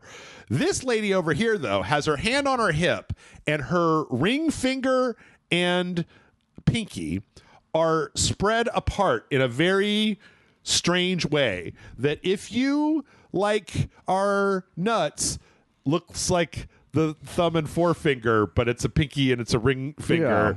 Yeah. So they had to update all this and then put out a statement saying, we disavow hateful imagery. We're apologize and we will never do it again. This is a big fucking thing in Korea. Apparently it's a huge problem. They are crazy. They will go to developers' offices, inside of developers' offices, yell at them, and it's through the entire society. There was an ad I saw in a video that was a person holding up a chicken chicken wing drumstick, and they were like, "Look what the fingers are doing! Hate speech, hate speech!" And I'm like, what? Yeah, I saw one. It was like an ad for a phone where they were doing what you were doing, where they were holding the phone, holding the phone like sideways like this because it was like spelling error, I think. Right. Because I think it was like an iPhone or something. Yeah. Or something like that, and it was just show how error thin that showed the how phone thin it was. is. Yeah. And they're like tiny penis. And it's Right. like, what the fuck are you talking about? Yes. And so they've caused so many people to change so many things. Yep. And I'm sitting there just like, you people are fucking ridiculous. You people would not have survived the episode of Chinpoco Bod for South Park. Yeah. I went to look at this, and when I found out, first I thought it was because they talked about crab hands, and I was like, is there a different thing? And then I finally looked it up. It was like, oh no, this is that same thing. Yeah, because it's also because it's just because there's the other thing I've heard. It's not even just what we did. It's anything that looks like just that type of like. It's like if a Lego piece was like that, they would lose their shit type of thing. The thing is that your hand in a relaxed setting a lot of times ends up in that position. Yes. And then if you draw a relaxed hand that has that position, it's you know what it is? It's like a really bad version of that thing where you get people to look at you put the OK sign down by your crotch or whatever. A lot like that, yeah. So I recommend everybody but now go. It means tiny penis. There's a video by a YouTube channel called Moon Channel. There's a 2-part video that talks about the Korean gacha wars. It's really fascinating. If you've never heard of that stuff, go check it out. If any of you are from Korea, I assume that you have the largest penis, and you should not fight with us, is all I'm saying. Let's see. Mind's Eye, speaking of craziness, is back in the news. So, yeah. All right, there's a couple of things that happened here. So I forgot Mind's Eye was a game for a second. I was trying to remember what it was called. Yep. This was about. Yep. Mind's Eye has added and subtracted some things in their latest update. They have added, Michael, get ready, a dodge roll.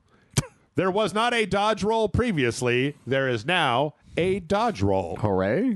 They have also updated all of the naming so that it's called Arcadia. So instead of play.mindseye, it is now Arcadia. And instead of builds.mindeye, it's build.arcadia. These are the creation tools that they shipped with Mind's Eye. Yeah. Last and most funny, they have taken out free roaming. I'm sorry, what did you say? They took out free roaming. Yes. Yes.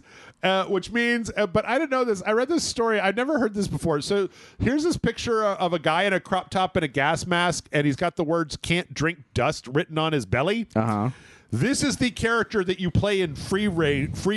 Oh, the free roaming mode. Yes. So you go to a place, and then you can do a challenge, and it may change your avatar. But this is the avatar that you play. That's it by default? In free roam mode. I don't know if you can change it. It sounds like you can't even change it. Okay. It's just an old man in a Borderlands mask with a sports bra and the words "can't drink dust" on his stomach. And I'm like, but why? But why? Here's the thing, Joe.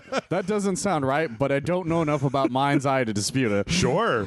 So, yeah. I don't know. We'll see if Mind's Eye manages to turn it around, Michael. I'm rooting for him. I want it to be a great game. I want every game to be the best game I've ever played in my life. Did they ever get their Hitman crossover? Oh, God, no. Oh, God, no. No, absolutely not. Oh, my God. Let's see. Fallout 4 is getting that big collector's edition that they announced. Actually, I believe it was 2 weeks ago. We were supposed to talk about it. It was Fallout Day. Yeah. Where they added in all the DLC and then all of the creation kit that they ripped off from people. One of the things that they're doing is they're fixing something I didn't even know was a thing in Fallout 4. Apparently, there's a bug in Fallout 4 where when you go into the VAT slow motion, when you hover your reticle over certain parts of the enemy, it'll say you have 0% chance to hit, even though you could totally, if you hit the fire button, you totally hit something, even though it says 0%. Apparently, this has been a bug for since the game came out. Yeah, how does that even work? And they're fixing it in this version, and I'm like, okay. By fixing it, does it mean you can still hit, or is it It means that the percentage is accurate now instead of 0. Okay, So that makes a little more sense. Yeah. Okay. That's really stupid. But I'm like, but why was there a bug that still exists in Fallout 4? Just move past it, Jeff. Okay. All right. Moving past it. Why does anything happen, Charlie? Why do crazy men do what they do? Let's see. Obsidian put out Obsidian was asked recently about Fallout New Vegas 2, because of course they were. Oh yeah, they're gonna. Well, especially because the new season of the show takes place there. Yep. And they said, like, you know what, guys, we really like making our own original video games. And actually, part of this was interesting, Michael, because Obsidian this year put out Avowed. They put out Outer Worlds 2, and then while they didn't make it, they did put out Grounded 2, which is their IP. True, yeah. And then, like, last year, they had Pentiment. Like, they've been doing more work for Microsoft than anybody else. It's true, yeah. So they were asked about it, and they basically said, like, you know, we like to work on our own things. Probably, you know, who knows? Maybe at some point there will be something. I have a feeling that Obsidian would be more than happy to make Fallout New Vegas 2, and that Todd Howard will not fucking let them. Well, that's the funniest thing, is that it's not up to Todd Howard anymore. Right. But Microsoft is probably too busy to even consider the idea. And they're also too busy making their own games to even ask Phil Spencer, hey, could we just do this if we wanted to? Yep. And I don't think anybody really cares the way they used to. I don't know. It made me wonder after playing Outer Worlds, and the fact that, like, these types of games, so like Fallout 3, Skyrim, Starfield, like, these games exist.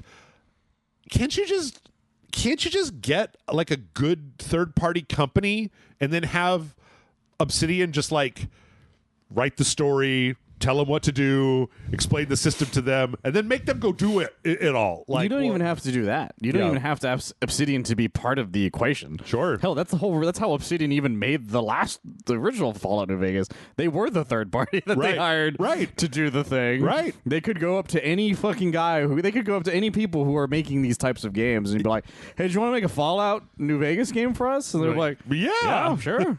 I don't see why not. Except for Build a Rocket Boy, the creators of Mind's Eye. They don't even have a dodge roll. Actually, let's let them do it just to see what would happen. I'm kind of be interested. Also, you know, there's so many things you can do with that world now, and you also have to remember, like, some of the people that were in the last one you definitely couldn't get now. Sure, but you're like, yeah, you should just. If you really want a New Vegas 2, you don't even have to wait for Obsidian. Hell, half the people that work there probably weren't even the people that worked on the original New Vegas. Absolutely. So it really doesn't matter. Hell, try to find those guys, see if they made a new studio. Fuck it. Another interesting thing about Obsidian is, you remember Pillars of Eternity? Oh, yeah. They announced, this is really crazy. So Pillars of Eternity was like an original Baldur's Gate style game where it was like real time with pause, where you would issue orders. Yeah. And then you could hit the pause button. You could reconfigure the orders anytime. These motherfuckers, like, are putting a turn-based mode in the game. Like, where instead of playing it in the real time, you can now just play it kind of like Baldur's Gate, kind of as just a turn-based. Then they move. They put out a video where they're talking about, like, how they translated the speed, how they translated, like, who goes when, how they calculated the move distance and things like that, because this is different in turn-based than it is in real time. And it sounds like they're working on it. I'm like, but for Pillars of Eternity? What are you talking about? It feels more like them throwing their hat in the ring for something D&D related. Sort of, yeah. And they're very adamant about, like, we want people to download this and give us feedback, because we need to know, like, if you guys have good ideas on how this should be implemented, we would like to use them. They're like, yeah, is this working? Yeah. Give us money. Right. It's interesting because I don't like that Baldur's Gate style. I really don't. I like it always. I get kind of like deer in the headlights. I get kind of locked in and I forget that I can pause, and then I don't, and then I die, and then I've got to start over again. Yeah. Whereas turn-based is like, oh, that's turn-based. I know how that works. So well, you're talking about the Pillars of Eternity thing that you weren't a fan of. So I think, no, I would be, so I would be more inclined to play this style than the original style of Pillars of Eternity. So yeah, no, I've like, I understand why the original way was interesting to people because it lets you like really like it lets you feel more like you are in the heat of battle. Yeah. Type thing, but like, you know, we're adults now, and I'm doing other things at the same time sometimes. Yeah. So I would rather just have the turn-based nowadays, to be honest. Let's see, Mike, we got 5 minutes left. You want to marathon some of these? Yeah, sure. Lightning round. Looks like Gambit and Rogue are going to be the next ones in Marvel Rivals. Yeah, well, that's a fun one. Those two are wonderful characters, and I'm sure everybody will be cool about it and not be weird about it. Everybody's not cool and always weird about everything all the time. So a lot of ass memes will happen. Is all I'm going to say. I just want to know. I guess Rogue will just play like a fast flyer or a strong flyer. Like I guess I'd be interested to know if they try to put her absorption powers in there at all. Oh like yeah, maybe it's like an ult or something. Well, maybe like the way there's one character where you can like steal their ult or whatever. Yeah, for something like that. I'm sure that could be like an option. I'm curious as to what Gambit will do, but yeah.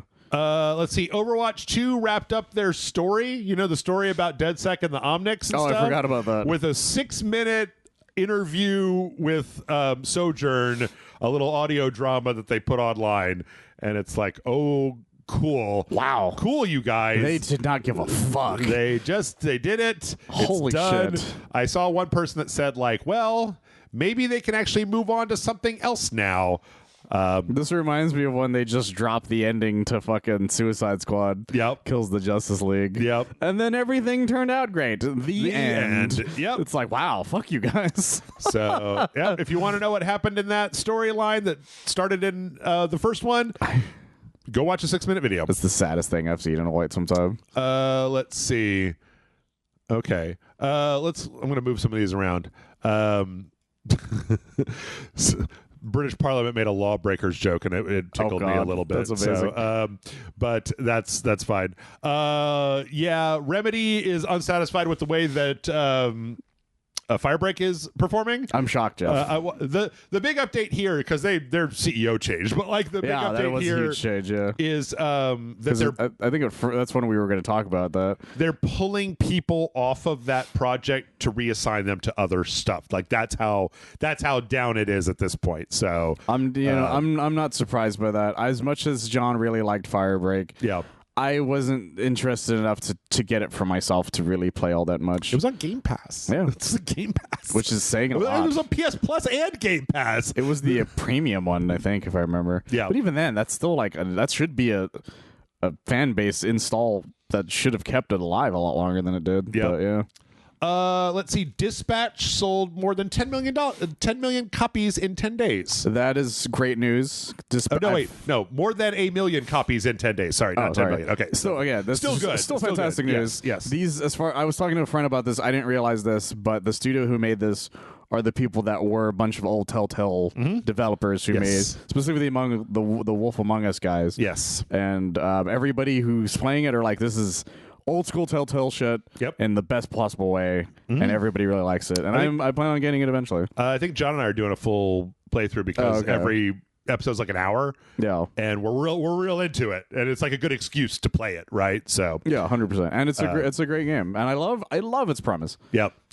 The betting markets, so you know the what's it called, the poly market where you can bet on anything, have started betting on Game of the Year because apparently gambling is just like cool with everyone right now. There's whole apps that are ads now. I know. Here's the big thing. If you look at it, like this is the graph, and it starts. This blue line is Silksong. This orange line is Clair Obscur. This yellow line is Death Stranding 2, and everything else is below that. Right now, Silksong is such a back runner that if you go to Poly Market and bet $10, you can get like, or I think it was if you bet like 100, you get like a 10,000 or something. Like it's fucking crazy odds.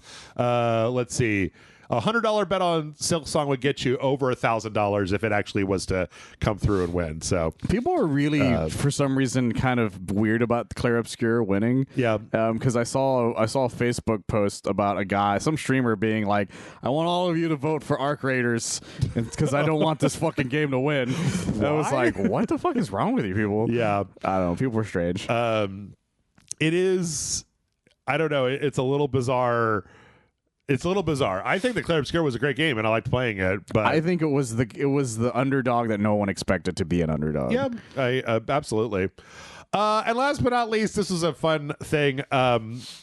So the original Saints Row like 2, like Saints Row 1 and 2 and that kind of thing. Yeah. In those games, they had a character that modders have managed to dig out of the code and make playable. That character, Michael, is called Skinballs.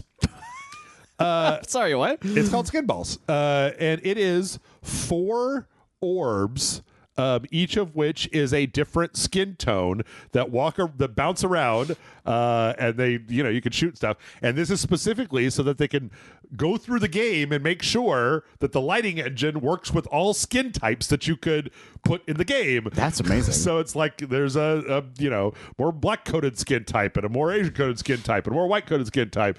And I never even considered that being an option to test your lighting engine. Yep. There's a game that's out right now that's having a problem where I think if you choose like a darker skinned character, like the lighting engine just makes them look completely black, like color black. That's a very real problem for everything. Yep. Like it's one of the first things that happened to a facial unlocking. Oh yeah, yep. That people couldn't unlock their phones if they were dark skinned because the only people they tested it on were white people. Yep, and they did not think about that. So yeah, go Saints Row. That was that's a mod for Saints Row 4. Skin balls. You get them skin balls. That's incredible. Rolling around. I love how stupid that is. Yep, it's also creepy. It is. With that, we're gonna go ahead and take a break. When we come back, we got a shitload of trailers. So stick around, and we'll see you in just a minute.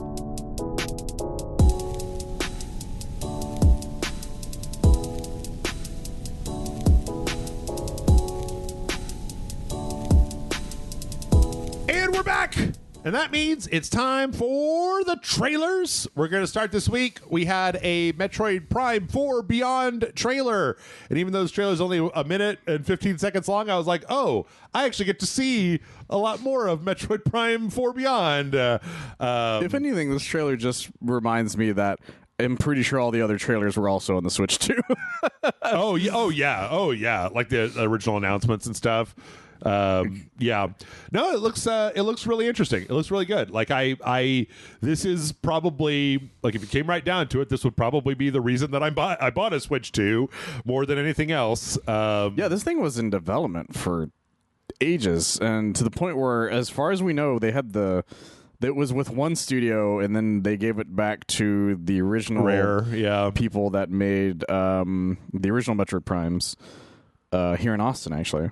Yeah, and they had to scrap what was done originally because it was just garbage, apparently, or at least according to the people who made it. Yeah. So we've been God. I remember it was just like every new direct, they're like, "Do you think we might get a Metroid Prime 4 thing?" Well, for a while there, it was Bayonetta. I was just like, "Where's Bayonetta?" And then they put it out. Now they're like, it was Bayonetta, and then it was all Smash Brothers stuff. And then when Smash Brothers was done, it's like, well, what's Metroid Prime 4? Right. It looks really good. It looks like it's kind of opening things up. It looks like it's expanding the entire kind of thing. I love how in a lot of these, Samus looks really different. Like the armor has a different look to it. Yeah. I don't like it when they just have the exact same fucking bulbous armor, like the big shoulder pads, the orange shoulder pads, over and over and over and over and over again. Like, there's some really cool stuff in this trailer.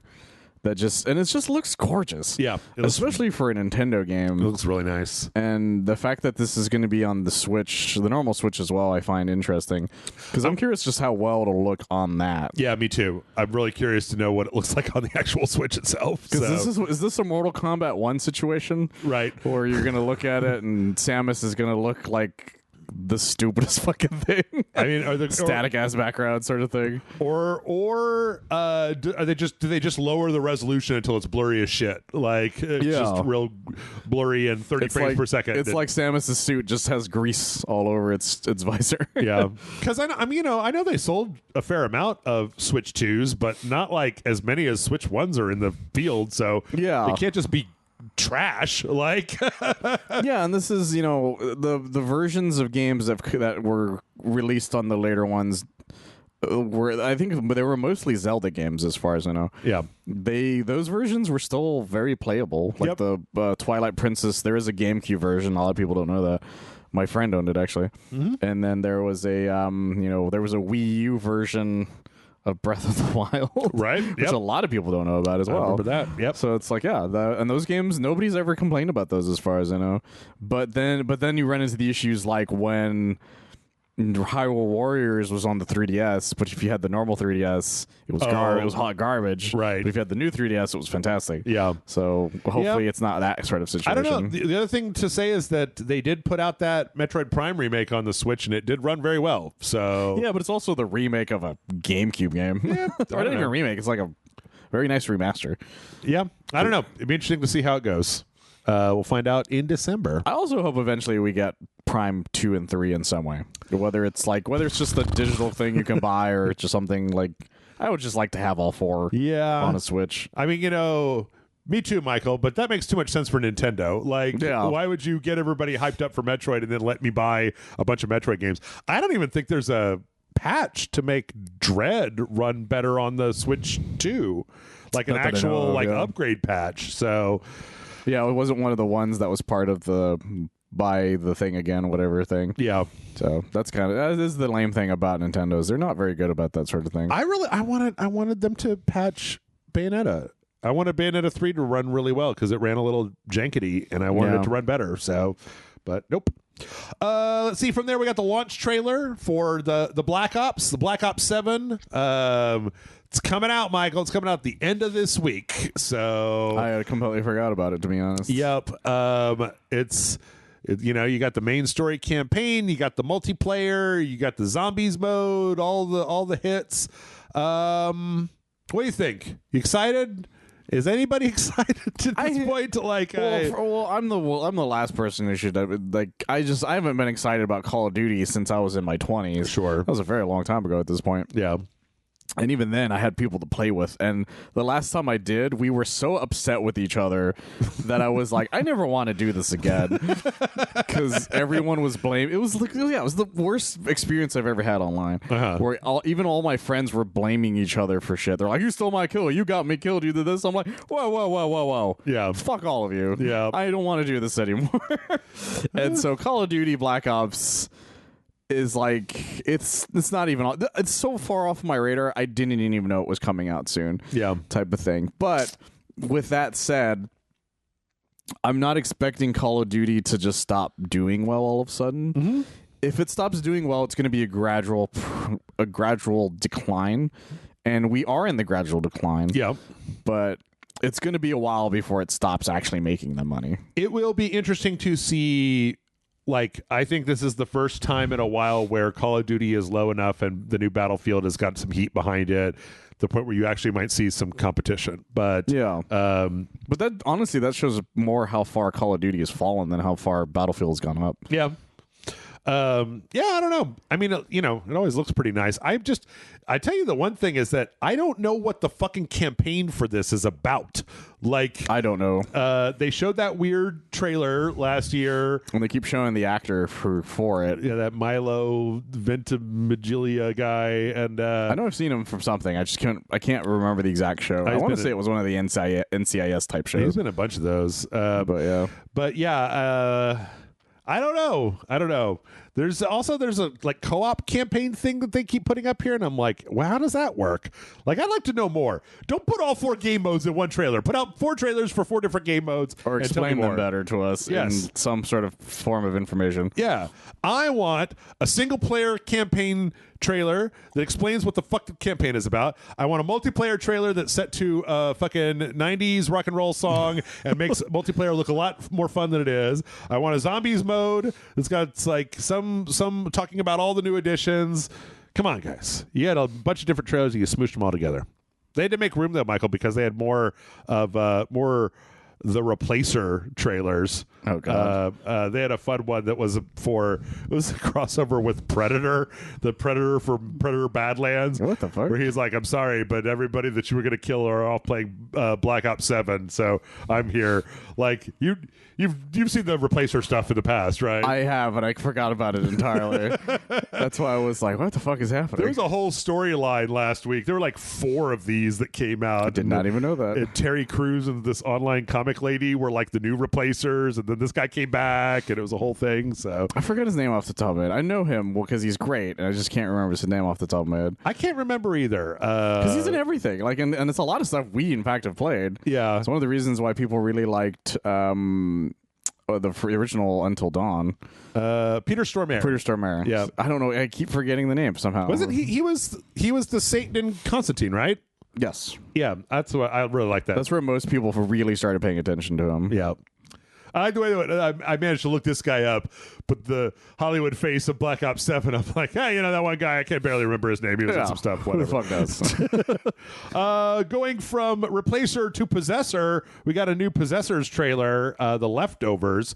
This is that new Metroidvania by Heart Machine, the Hyperlight folks.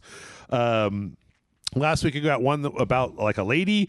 This week we got one that's about a copy machine, and it shows the copy machine being used and abused and just over and over again. And then after the demons attack, they like possess the copy machine. And so part of this is that you've got all of these things from the human realm that are possessed by demons, and you're having to fight them. And so then they show a little bit of gameplay where they show, it's really hard to see. I had to rewind it. Oh, that's right. I remember this now. Where they're like attacking copy machines. Like these on the ceiling, these are copy machines. Yeah. With a bunch of shooting like tentacles lasers coming out. Yeah. But yeah, I think that this looks really good. Michael, I hope so much. I'm so hopeful that it's not super hard. Like that is my issue with a lot of modern ones, is they're like, everything needs to be like a Souls type asshole game. Right. It's like, man, I just want to have fun and feel OP once I get everything. Yeah. Like, I miss those. Yeah. That it's not going to be like Silk Song where I'm like, no, thank you. Yeah, exactly. But yeah, Possessor's coming out next week, November 11th. In fact, if all goes according to plan, I think you and I are going to play it. So nice. See how that goes. Let's see. From there, we got the story and release date for I Hate This Place, which I believe this is based on a comic. It's based on a comic, because I was trying to remember where I'd heard, and then I was like, oh yeah, that's right. We keep seeing trailers for this. Yeah. And then I never look into the comic every time I think I'm going to, because I've never heard of this thing still, even now. I really like the way this looks. It's got kind of like a cell shading, kind of top-down isometric sort of thing. Yeah, it's like a survivally horror thing. Yeah. But I swear we kind of looked at something about it at one point. I think there was more in the announced trailer for it that we probably went over. Oh, wait, no. We played a game that was similarly looking. Oh, okay. And I don't remember what it was called. Oh, boy. I don't know. Too many games. It was an indie game. That was the thing. Okay, so I Hate This Place apparently is an Image comic. Oh, okay. Okay. And it's got 2 trades. I guess it was made in 2022 and 2023. I don't know if it's still being so it's made like now. a modern comic. Yeah, it looks like it ended, I think, because there's, according to this, their last issue came out in 2023. Yeah. I like almost everything about this. I like the way that the action looks. I like the way that the world looks sufficiently weird and creepy. This trailer has a bunch of kind of like they intimate at the story and what's going on in it, how it's this very mysterious thing where they aren't entirely sure like what's real and what's not, and there's all kinds of craziness. The only thing I don't really like about it, and unfortunately, Michael, you can't hear it, is the main voice actress seems like 70%, not quite there. I kind of hate when that happens. Yeah, there's some of my favorite games have just bad voice acting. Yeah, because every now and then somebody will bring up Web of Shadows to me, and they're like, wasn't Web of Shadows a great Spider-Man game? I'm like, okay, here's the deal. It was a fantastic game, but it has probably the worst voices for a Spider-Man game I've ever played in my life. I can see it. It's real bad. And we got the release date, January 29th of next year. Get into those big 2026 release dates. And I mean specifically for Spider-Man. Everybody else is fine. Except for Venom. You couldn't tell a goddamn thing that motherfucker said. Okay. Speaking of... I don't know what I had for this. In other trailers... speaking of things that have the word Tales, I guess. Tales of Xillia Remastered launched last week. So this was a PS3 game from back a while back. An RPG, part of the Tales series, I believe, and then they cleaned it up, and it's got like animated cutscenes and then kind of like 3D, kind of combat thing. So, the anime part, that's pretty easy to throw into a new game. Yeah. And then they went through and kind of cleaned up and made all the 3D parts look better. Apparently this is like really, really good reviews. It's just the thing, Michael, is that I keep looking at it, like just trying to decide whether I want to put it on the channel, but it's like full priced game, and I don't know if I want to do 2 parts of it, and a full price game for 40 minutes of a full price game. We wouldn't even get anywhere in an RPG in 45 minutes. No, so, that's the problem with our old school RPGs, especially the PS3 was one of the last like old school RPG type things. Yeah. And yeah, you wouldn't get very far. This is really the downside of that sort of thing. Yeah. I do think, it looks good. Like, I think it looks like a good role-playing game. No, it looks fantastic. In fact, I wish more like, PS3 games got remasters or sort of things to get re-releases. Yeah. Because there's a lot of PS3 games that just, you don't have a way of playing them. And if you do, it's like in a really bad streaming process. Oh, so, yeah. I would rather you guys. I would like honestly, if they re-release the entirety of the PS3 library, I would have no fucking complaints. Yeah. Like what game for the PS3 is at the top of your like wish list? Well, to this day, it's always Metal Gear Solid 4. Oh, okay. To this day, because that game is just stuck on the PS3, and I'm like, fuck, dude. I know the one time I remember tried playing it. They're like, well, you can stream it on your PlayStation 4 or whatever. Right. And I was like, oh, I don't like this at all. Do you think that when they inevitably announce it for the Metal Gear Collection Volume 2, will it run poorly?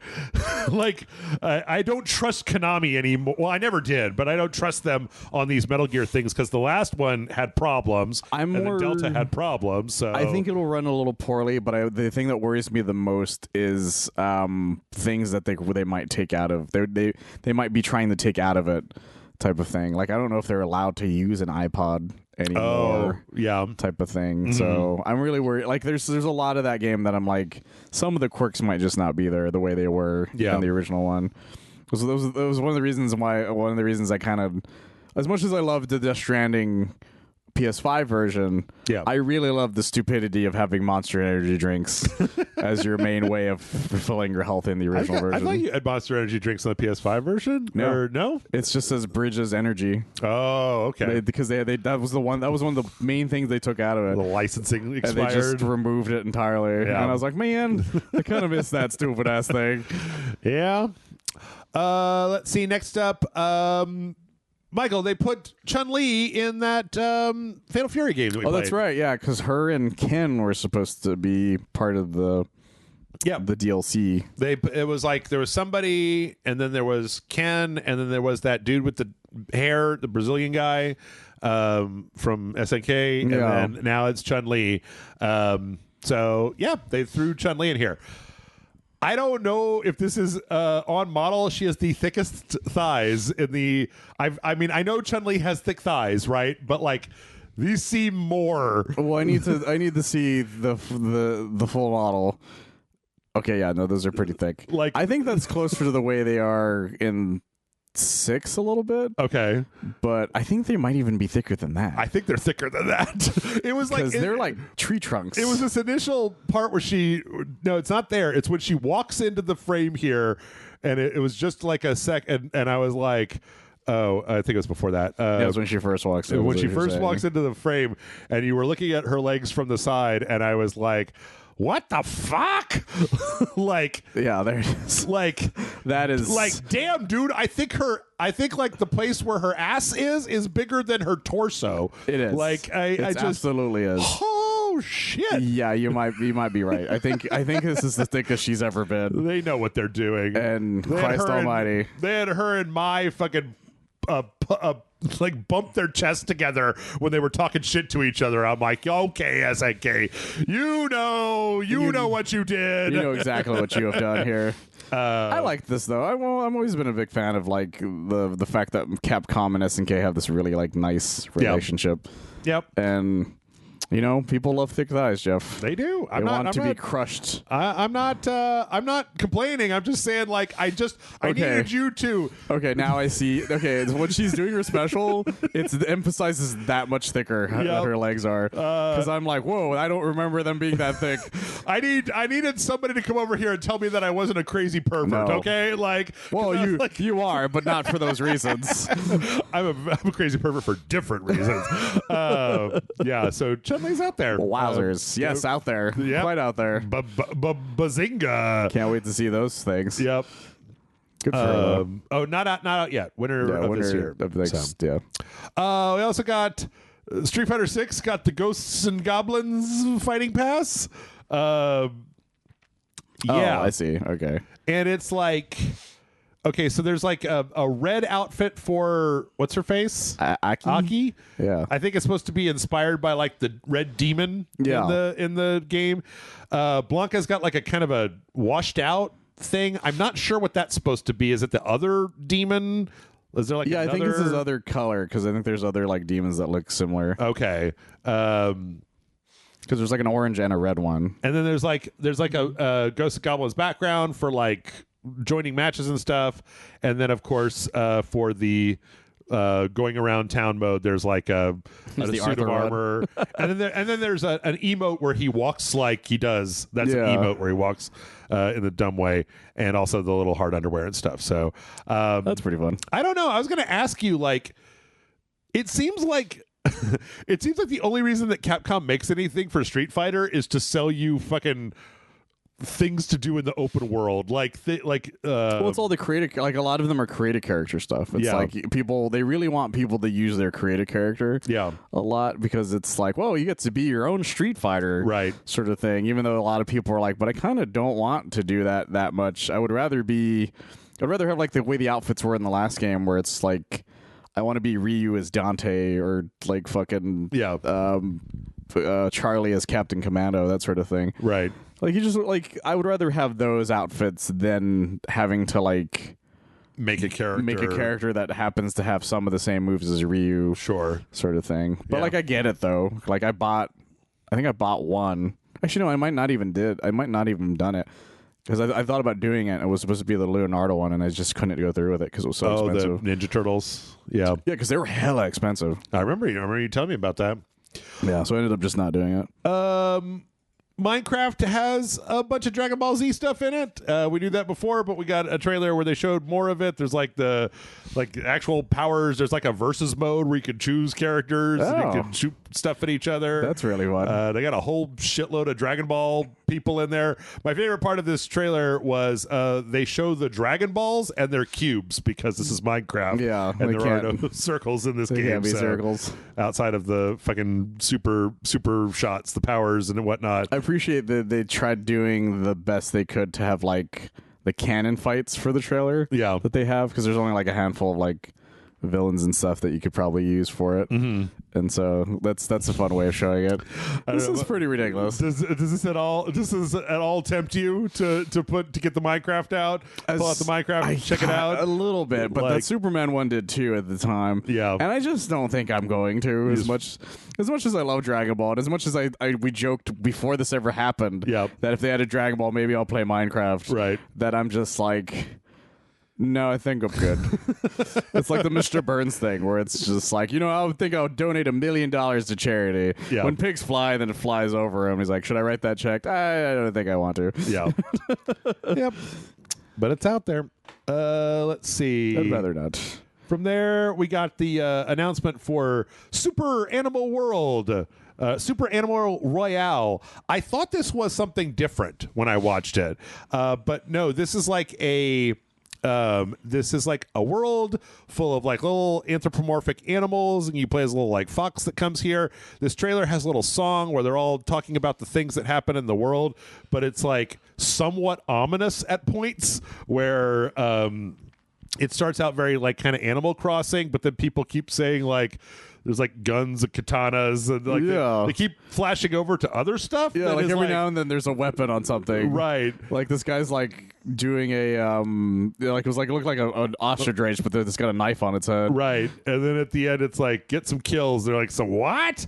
And so apparently this is like I think like that this is a single player game where you're just kind of doing Animal Crossing style stuff mixed with like weird ultra violence on other animals, and I'm kind of here for it. No, it's a fantastic premise, to be honest. Yeah. Oh my goodness. I just wish it was a little more detailed, but like it's probably because you have to. It's probably easier that way. Yeah, to have so many different things. So let's look at like a bunch of little mini games and stuff. Yeah, and all kinds of like customization options and whatnot. I don't know. I'm curious. They put just enough like horrible violence in it to make me be like, but what? No, I want to know more. I think it's a great idea. It's it's like because it's cutesy and then all of a sudden everybody has to shoot each other. Yeah, I think that's very interesting. Yep. So yeah, that's coming in December. Let's see. God damn it! I need a new mouse, but Microsoft doesn't make them anymore, Michael. So I don't know where to get them. We got a new gameplay trailer for Darwin's Paradox. It's been a little while since we saw this. The Capcom Octopus game. The Konami one. Konami Octopus game. No, not Capcom. Konami Octopus game. I forgot about this. Yeah, it's been a little bit of time. This is an octopus who gets. Is trying to like rescue their friend from this kind of dystopian human world. By kind of platforming and going around doing adventure stuff. Yeah, I think this looks really good. But actually, I thought that other one looked really good too, though. The one Deliver at All Costs. Yeah. That was a Konami published thing that I thought looked really good. But I don't know. This one looks better to me. Well, this one looks more straightforward. Delivered at All Costs didn't pan out the way we thought it would. Yeah. But this looks like it'll be a little more straightforward, and it's got a lot of heart to it so far. The octopus is very expressive. And yeah, it looks like you got the opportunity for a lot of interesting kind of like gameplay, sticking to stuff and ink and kind of going between water and other places. So it's also got like a really just fantastic art direction so far. Yeah.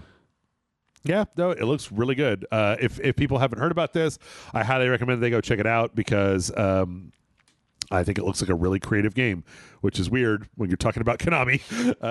Yeah, but they just mostly publish things nowadays. Yeah. I don't know. I wish they would stop. I wish they would either. I don't know. I'm really dissatisfied about Metal Gear right now, even though all I have is like remakes. But I don't like the way those remakes run. So yeah, no, I get it. Yeah, coming sometime next year, 2026. Star Wars really nice. Yep. Let's see. This is an interesting one that I didn't see coming until like the last minute. So. What we've got here, Michael, is a game called Warhammer Survivors. And we have the Warhammer 40K universe. We also have the Warhammer Age of Sigmar, the medieval universe. And this is fucking Vampire Survivors. I was about to say. It's just fucking Vampire Survivors. Is this just a Vampire Survivors thing so far? Yep. And not just is it Vampire Survivors, but it's like... It's literally made with Ponkel, the guy that makes original Vampire Survivors. Oh, so they got him to make this game. Yes. That's pretty fun. Or actually. He gave approval and gave them the engine or something because, like, you know, the things they're picking up are like very similar to the things. Yeah. The way that the attacks look very similar to Vampire Survivors. The way that the upgrade stuff looks incredibly similar. Like, it is obviously... sanctioned by the Vampire Survivors. It has the survivor's name in it, yes. type of thing. Because there was another one we saw that was just Vampire Survivors, but wasn't called Survivors anything. Right. So this is definitely like them working together type of thing. Yes, that's kind of fun. I think that's a great way to do the. I think it's a great way to use that franchise. Yeah. Apparently, one of the characters is the main character from Bolt Gun is one of the playable characters. That's fun. Whoever they are. I forgot his name, but I know the actor's name, but I don't know the Warhammer character's name. Yeah. But yeah, what a great way to I don't know. I kind of dig the Survivors formula. Like It's not a bad formula. I'm just not good at it, and so, but I get it. I'm just terrible at it. Well, you just gotta keep working at it until you're so overpowered that you can just fill up the entire screen with bullets. I tried, but I just can't do it. I'm like, I don't like this. All right. Let's see. From there, you remember the Kyborg? Yeah. They got a big update. It's called the Commando update. Oh, so fun. they're adding in some new areas, a bunch of gameplay modifiers. You can turn on like one-hit kills and shit. And then there's a whole new cybernetic upgrade tree, as well as some new cosmetics and different things. So This game looked great. it was fun. Man and I played it. It was fun. I played it for about a week after it came out. Oh, okay. I think I was able to beat it, but it's one of those Dead Cells games where once you beat it, it's like now you got to beat it on even harder. That's one of those. Okay. So, well, as long as it's fun, at least. yep. No, it's good looking. It's fun. It's all kinds of like violent mayhem. So, yeah. Let's see. Next up, we got the console announcement for Frog Legs. Frog Legs was a PC horror game. Oh, I remember this. Yeah. Starts out as like Frogger, but then it turns into like a weird version of Doom.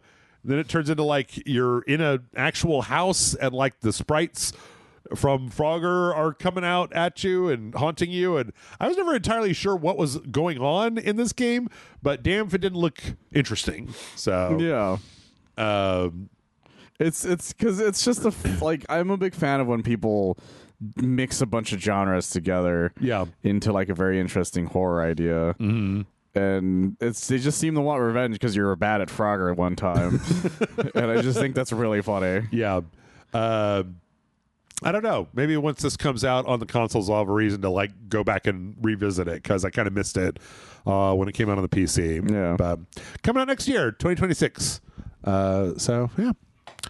Let's see. Amanda the Adventurer 3 also got a launch trailer. Oh, I forgot about this. I'm very mixed feelings about this. I really want to like Amanda the Adventurer more than I like Amanda the Adventurer, Michael, especially the second one where it was in a library and Amanda and I got stuck and had to look up how to get through the first puzzle. And I was like, well, because it starts to do that thing we were talking about with Five Nights where it like really leans into the meta narrative. And I'm like, okay. Well, that's the thing I hate. That's always the thing I hate about these games. And I don't mean this like me hating the game. I mean, it's just that like I love the idea of them, but the meta aspect became too much of like part of their DNA. Yeah. That I felt like they didn't really like. They didn't just try to make a normal game that happens to be freaky. Yeah. Instead, they just keep making these like, well, the meta aspect of it. It's like, no, I don't fucking care. Just make a scary game, right? And I'm cool with it. So, especially because as near as I could tell, it's like the titular Amanda of Amanda the Adventurer is still just like the main big monster, I guess. Yeah. So I don't know. We may give this a shot and see, but there's a lot of other things on the list that I'm much more excited about. But if you are, it's out right now. So, Man of the Adventure 3, out now. Let's see. We got the release date trailer for this game called Liminal City. After the Asylum this year, I've been kind of keeping an eye on like liminal / backroom style games. Yeah. This one's interesting because it's like you're in a big empty city, and as the trailer goes on, it's like you're kind of going to different places. Like it starts in an outside, but then you're like it's like day and night, and you're like underneath the city and like sewers and other places. So it's more than just like one big city that repeats over and over again. And there's like some stuff with you there. Yeah. And you're just like, yeah, I think that's interesting. It looks like you're in some kind of like scientific exploration. Also, there's some kind of monster to chase you around. Yeah. And there's a lot going on inside of the city as well. It's not just only empty. There's like cars and stuff. And yeah. I think that does make it a little more interesting than just like empty city type of thing. Yeah. Yeah, what's your overall stance on the liminal space craze? When done right well, now? it's really creepy. Like, yeah. When done really well, it's just the fucking creepiest thing because there's something about isolation that just kind of drives you a little fucking creepy, even if nothing happens. Yeah. Like with what happened with that that pool thing. Pools.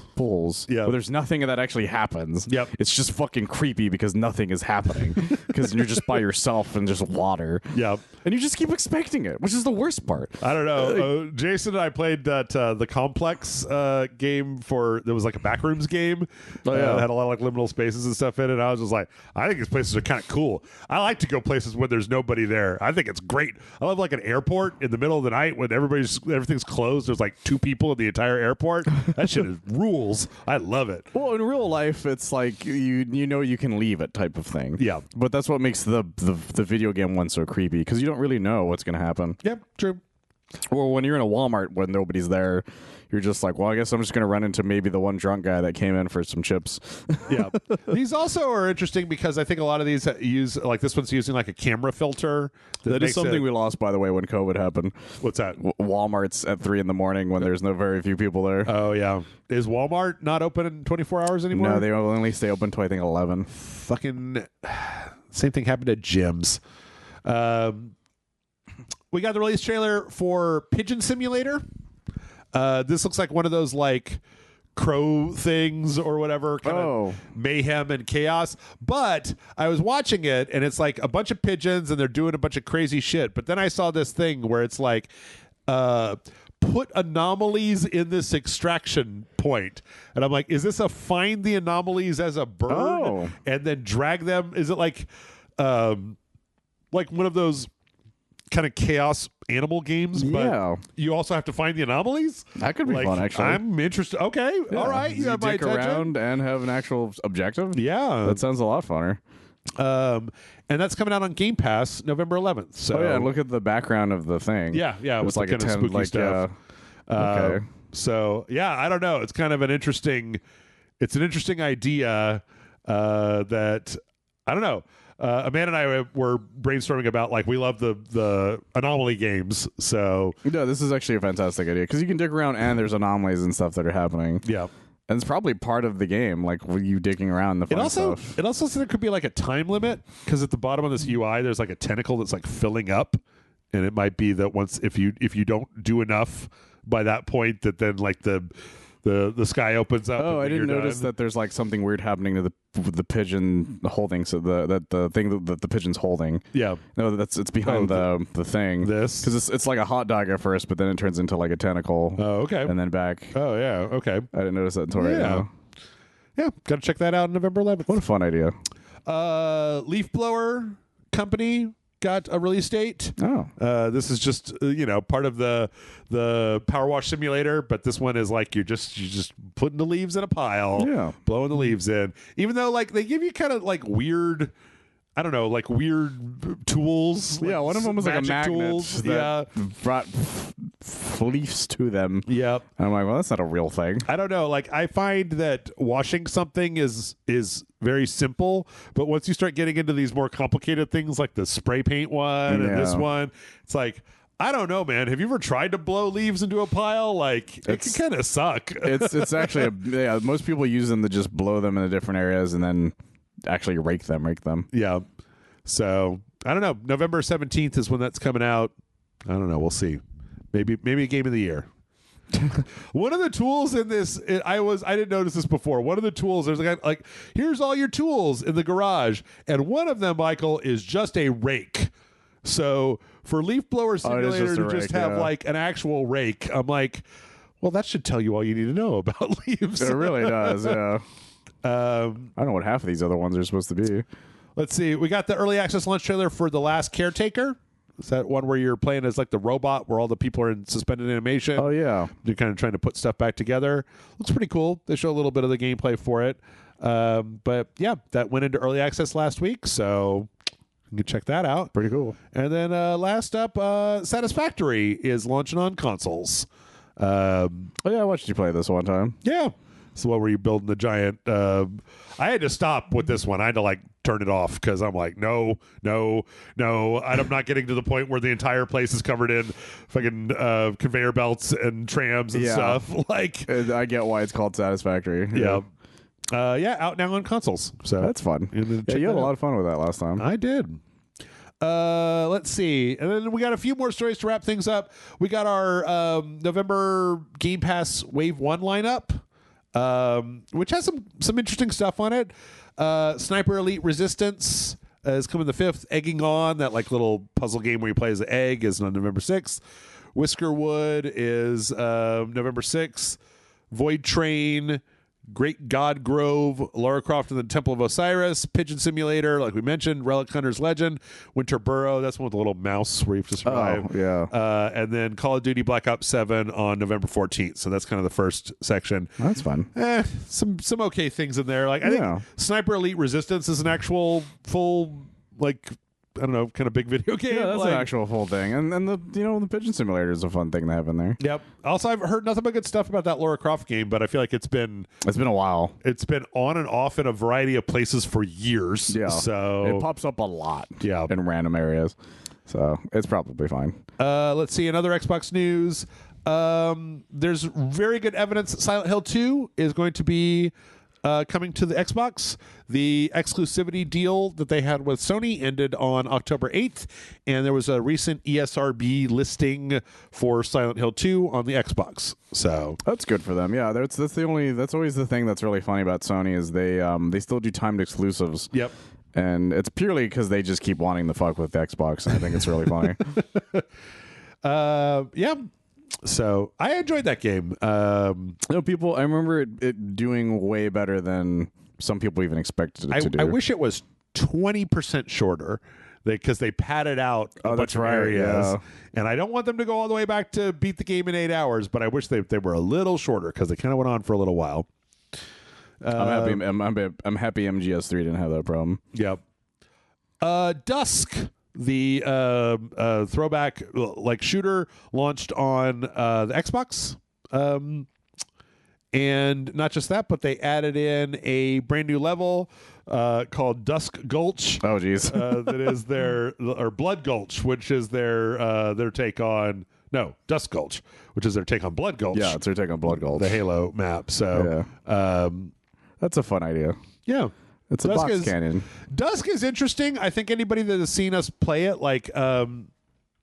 Dusk gets weirder and weirder as it goes on. Yeah. Like it starts as kind of a quakey game, and then like as time goes on, it gets a lot more bizarre, which I'm glad somebody told me because I normally would not have stuck with it. But yeah, because when you start it, you're just like somebody's like, well, if you really want to play a shooter, you should play Dusk. And then you do, and then you're like, wait a sec. Yeah. And it's one of the reasons why I think it became such a hit for a while because of the fact that it snuck in as like a Trojan horse of like, hey, it's another one of those kind of shooters you guys like. Yep. Only to be like, what the fuck is happening? Yep. They also have a full vinyl release. They're putting the soundtrack out on vinyl. Oh, so, nice. Good for them. Get that. The New Blood edition. Mm-hmm. Nintendo is putting out a big Animal Crossing New Horizons Switch 2 update. This blew a lot of people away. Yeah. 4K resolution. You got mouse controls now.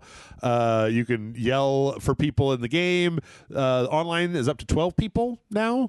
And you can do that dumb. I don't know anybody I don't play my Switch 2, but like I don't know if people they really want you to play that mode where you got the little circle over your head that has your face in it.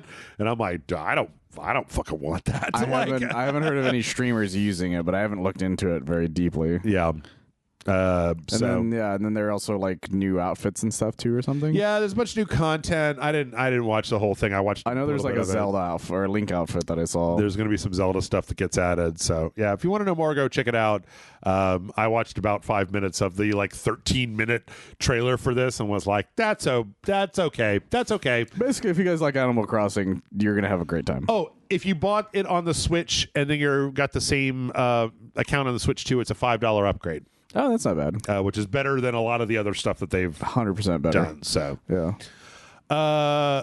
Balatro has an interesting new, some interesting merch. Michael, they're putting out a calendar. Oh, and the calendar is just Ben Starr doing a variety of the Jokers from Balatro in silly costumes. That's amazing. A lot of the proceeds are going to charity. It is $20 in the U.S., which is great. Like, That's not bad, actually. That's a lot of calendars cost about that much. Yep. I think I bought I was trying to figure how much I bought that Balatro cards for. I think like 10, It was something. 10 or 15. It was like 10, 50. I remember it was like 10 and then like some shipping, I think. Yeah. Also, Ben Starr is a fucking treasure. I love him. The fact that the fact that that they're paying him to just be the face of Balatro, and all he has to do is go and get made up as a clown and mug for the camera and be a crazy person. I love it. I love great. Ben Starr. He's one of my favorites. He was a meme for a hot minute because of that. It was I think it was the Game Awards where they randomly showed the brightest fucking light in his face. Yeah. And he just had this weird look on his face. For people who don't know, he was the voice actor for the main character of Final Fantasy 16. Yes. As well as he's a character in Clair Obscur as well. He did a great advertisement for what Square had, like a sale. Yeah. And it was like in a smoking jacket talking, just presenting a bunch of the different games were on sale. I was like, yep. He's I love him. I hope he's in everything. The fact that Local Thug like hired him to accept the BAFTA for Balatro, and he went up in the full costume, the full Jimbo costume, and was like, I don't know why I'm here. Like, it's perfection. I love him. It's great. I love him so much. All right, now we've all had our fun. A few bad newses. Terminator 2D No Fate delayed again. I'm very bummed, and the reason is strange to me. Yep. They got their physical editions, but they need time to assemble them, which makes me wonder: is this a very small team where it's like, okay, guys, you got to come to the office. We got to put the CDs in the jewel cases, and then somebody's got to put the back in. You got to make sure the coins are in there. Make sure all the things are in there. Yep. And I was like, man. As a physical collector, I don't know how to feel about this. Yeah.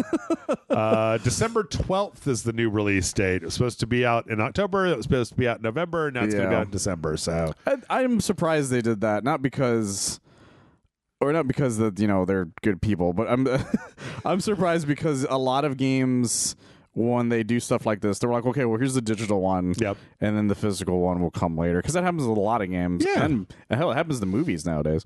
Like if you buy, like for instance, when Superman came out on digital, it didn't come out on 4K physically for like another month or two after release. So I'm just surprised that they just decided not to do that. They're holding back to make sure it all comes out at the same time. I guess it's to just not fuck over the physical players more. It's also weird to me though, because like they're putting it out mid-December, which is not the big best time for games. So I hope it does well. Yeah, and I assume it will because people do like licensed games, especially if it's not a lot. Yeah. I'm not expecting it to be like $70, but I'd pay like 30 for something like that. Sure. We had another delay as well. This is a game called Unbeatable. There was like a rhythm game. I remember. Yeah, I remember which is seeing kind of like for that. Yeah, very cool art style. And it was delayed one day before it was supposed to be released. Fuck. It's supposed to be released on November 6th, and they've pushed it to December 9th. And the thing is that they were QAing the day before they released it, and they found a game-breaking gating bug the day before it came out, and they were like, we don't want to release this and then have to do a patch or have to do things like all they know that whatever patch wouldn't work on the original saves or whatever. Here's the quote from one of the people. There's a very boring and frustrating reason QA hit a low repro progression blocker last night that's serious enough it's considered unreleasable. Fixing this would require pushing the console release date back because of cert timelines, and not fixing this is, well, we refuse to do that. We're fixing it. So that's fucking crazy. Yep. That's such a bummer. Really fucking with my schedule, but at least the game will work when it comes out. So that's true. At least it'll work. But because I remember it looking really cool. But, yeah. And then last but not least, we got a few fun things.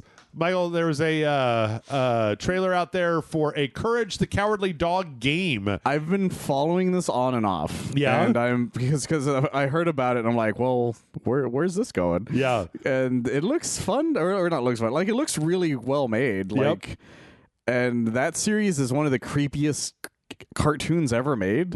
Mostly because they just did not hold back on the weird ass designs. Absolutely. And a game on it is like such a fantastic idea.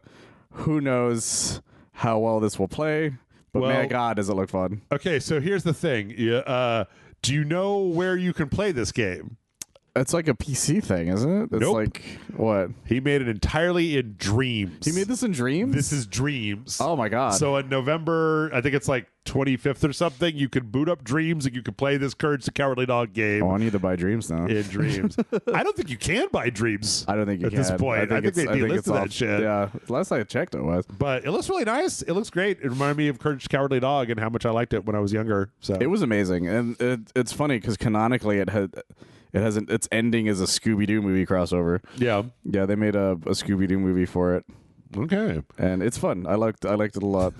All the screaming reactions are pretty good. There's still times in my life where when I'm stressed and I'm like really focused on something, Yeah. I start humming the little song that would play the dun, dun, dun, dun, dun, dun, dun, like just in my head. Yeah. And it's just I love that I love that show with a passion. It's so good. 28th. If you guys have never seen it, please watch it. You can buy the whole thing on like DVD nowadays. Yeah. Because it's not streaming anywhere. It used to be, but it's not anymore. It was part of that weird like 90s and early 2000s like kind of gross and weird animation stuff, Cow and Chicken and like Ren but and it was like a horror thing too, which is Yeah. what's so interesting about it. And like you would see something that sometimes you're like, how the fuck did you get away with that? And and then sometimes you're like, oh, you got away with it by like being a little cheeky with it.